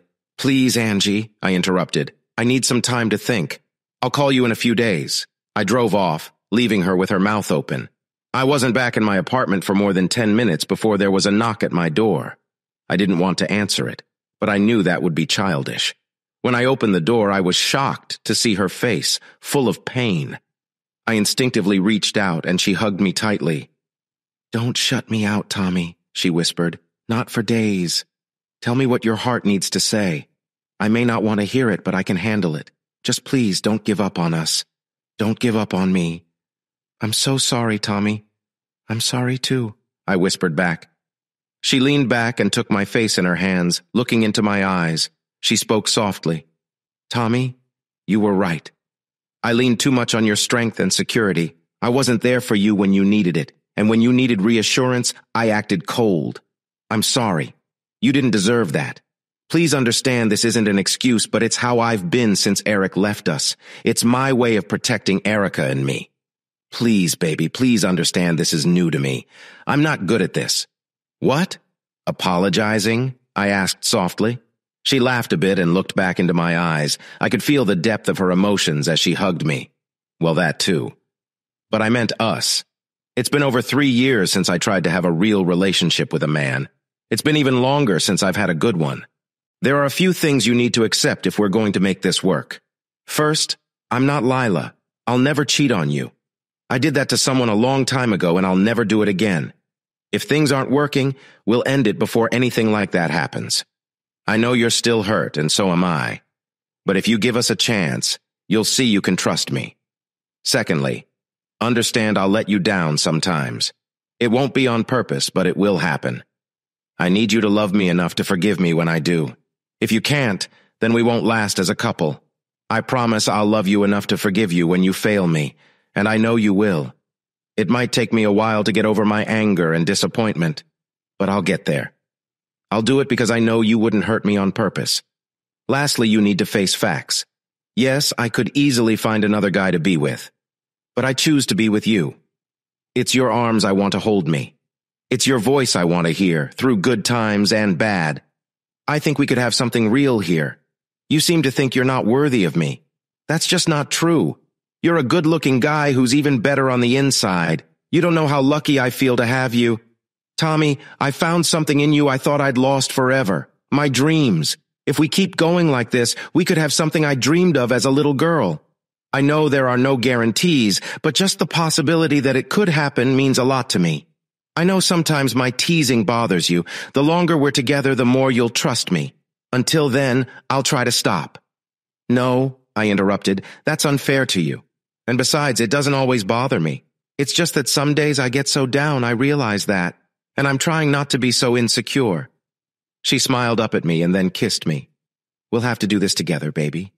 I need to be more aware of how you're feeling, and you need to work on being less jealous. We'll both need to work on making you less insecure. A smile spread across my face. Angie groaned and rolled her eyes. Sex doesn't solve everything, she laughed as she snuggled close to me. Maybe, I whispered in her ear, but it doesn't hurt. We both laughed. Working together, we began to deal with my worries so I could be okay with Angie's outgoing nature. There were lots of boundaries, similar to ones Leah had crossed years before without caring much. The turning point was when I decided to trust Angie as much as I could. I knew it wouldn't be easy, but Angie wasn't Leah. She had shown me she would fight for our relationship, so I had to try for Angie's sake. She too had trust issues to work through, especially from 2 broken marriages. And then there were the usual trust issues. Rich or beautiful people often face this. Is someone in love with them or just their looks or money? It's a tough thing to figure out. There are always those who want a comfortable life or just a pretty face in bed. It made sense, but it didn't make it easier. We grew closer by fighting our battles together. By the end of spring, the 3 of us, me, Angie, and Erica, were almost always together. Angie seemed nervous about selling the gym. She wanted to talk to me about it. One day she laughed, threw her arms around me, and gave me a big kiss. After pulling back, she smiled warmly into my eyes. We were helping each other with our fears and worries, and falling in love even more was a great bonus. A month later, Angie sold the gym. It was a bittersweet day. I knew I probably wouldn't see friends from the gym as much anymore. Saying goodbye to some friends was hard. Brandon, with his usual cheeky comments, would be missed. Tara had graduated but was still in town because her relationship with Jeremy was getting serious. They were discussing future plans. I was happy for her. Angie sold the gym to Eric, taking a lower offer so that he would give up any parental rights to Erica. Eric signed the papers without hesitation. Angie said she wanted him out of their lives completely. She hinted that someday Erica would have a new father who would be her father in every way. I was still thinking about this when Angie had her breast reduction surgery 3 weeks after the gym sale. She said she didn't want or need them anymore, and that they reminded her of a past she wanted to leave behind. She looked even more beautiful after the surgery, although it took me a while to get over my own new insecurities about her appearance. Over time, our relationship grew stronger, and I went back to Dallas with Angie and Erica at the end of summer. We went to a family cookout in August, and I met her family. They weren't as bad as I thought. Most were down-to-earth people who loved Angie but didn't agree with all her choices. Her father was supportive of her but hadn't liked her marriage to Eric and hated him. Some relatives disapproved because of their religious beliefs or because they were still close to Jimmy. There were lots of snide comments about Angie's past. At first, I stayed close to Angie but soon found myself talking to a group of her relatives. Angie's mother was listening quietly while Aunt Rebecca was asking me about my past and family. It didn't bother me because Rebecca seemed to be on Angie's side. When Rebecca hinted I might hear unpleasant things about Angie's past, I didn't hold back. "I can't believe anyone would talk badly about a woman in front of the man who loves her," I said loudly. An eerie silence followed. Angie's mother's eyes grew wide and Rebecca laughed. Soon my words had spread throughout the party. I wasn't sure if I had made a mistake. I felt someone sit closely beside me and turned to see Angie looking at the crowd. "So you love me," she said, trying not to smile. "Well, duh," I snorted. "Hell, Angel, I'd shout it out in public if I knew it wouldn't embarrass you." She grinned at me. "Yeah, that could get embarrassing pretty quickly," she said. "Now people are asking me when we're getting married, not if I knew your answer," I said softly. "I was planning to ask during halftime at a Crusader football game this fall." Her head snapped around and she stared at me with her hand over her mouth. I saw tears in her eyes. "Really?" she whispered. "Yeah," I said, "but I need to be sure of your answer before asking in front of so many people. I don't think I could handle getting turned down." She stared at me, and I couldn't tell if she was scared or excited.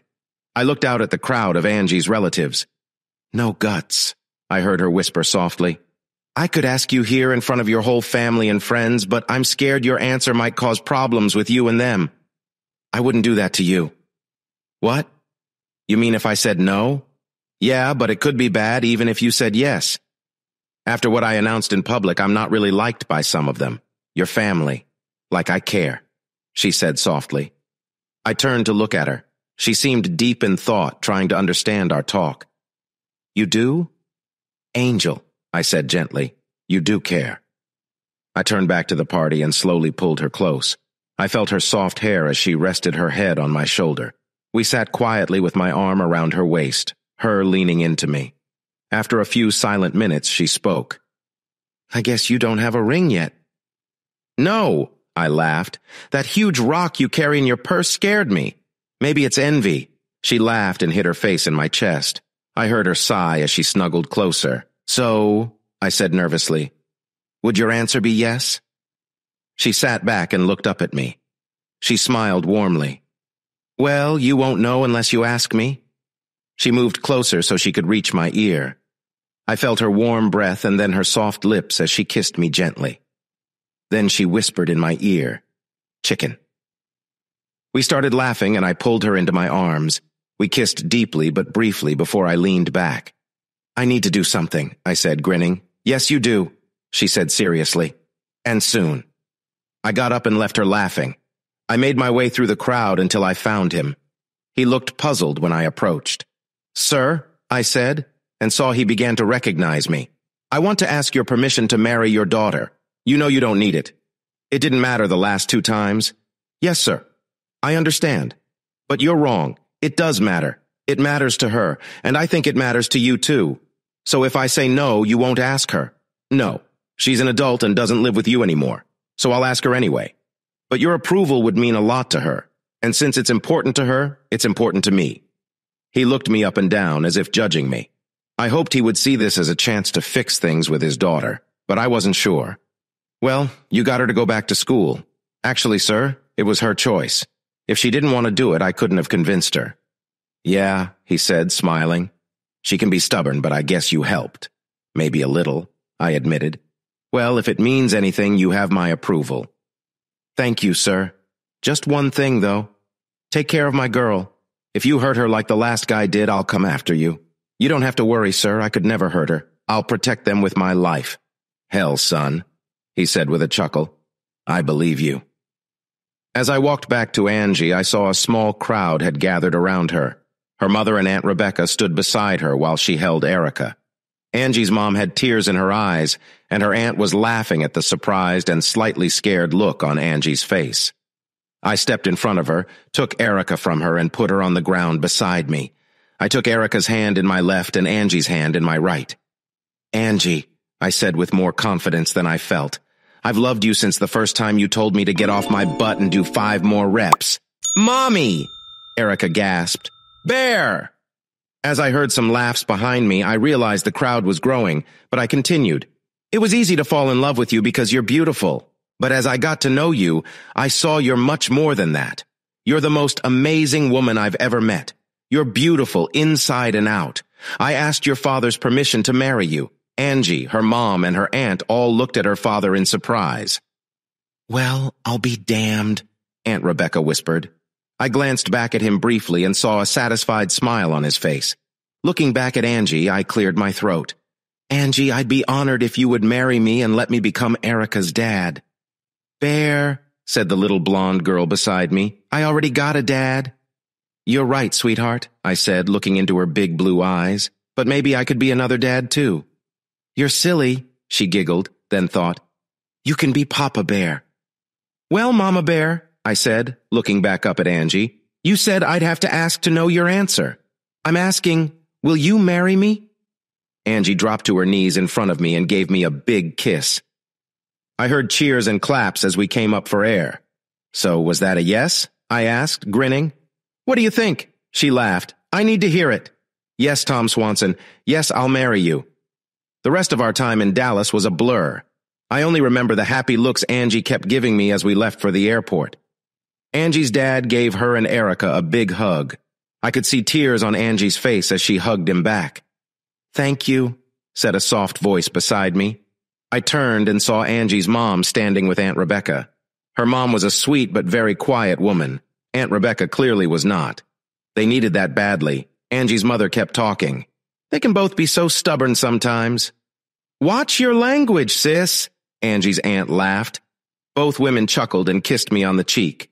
They each whispered, welcome to the family, as they hugged me goodbye. When we got back to Brownwood, I replaced Angie's fake ring with a real one. It wasn't a huge diamond, just 1 carat, but it was shiny and noticeable. Angie loved it.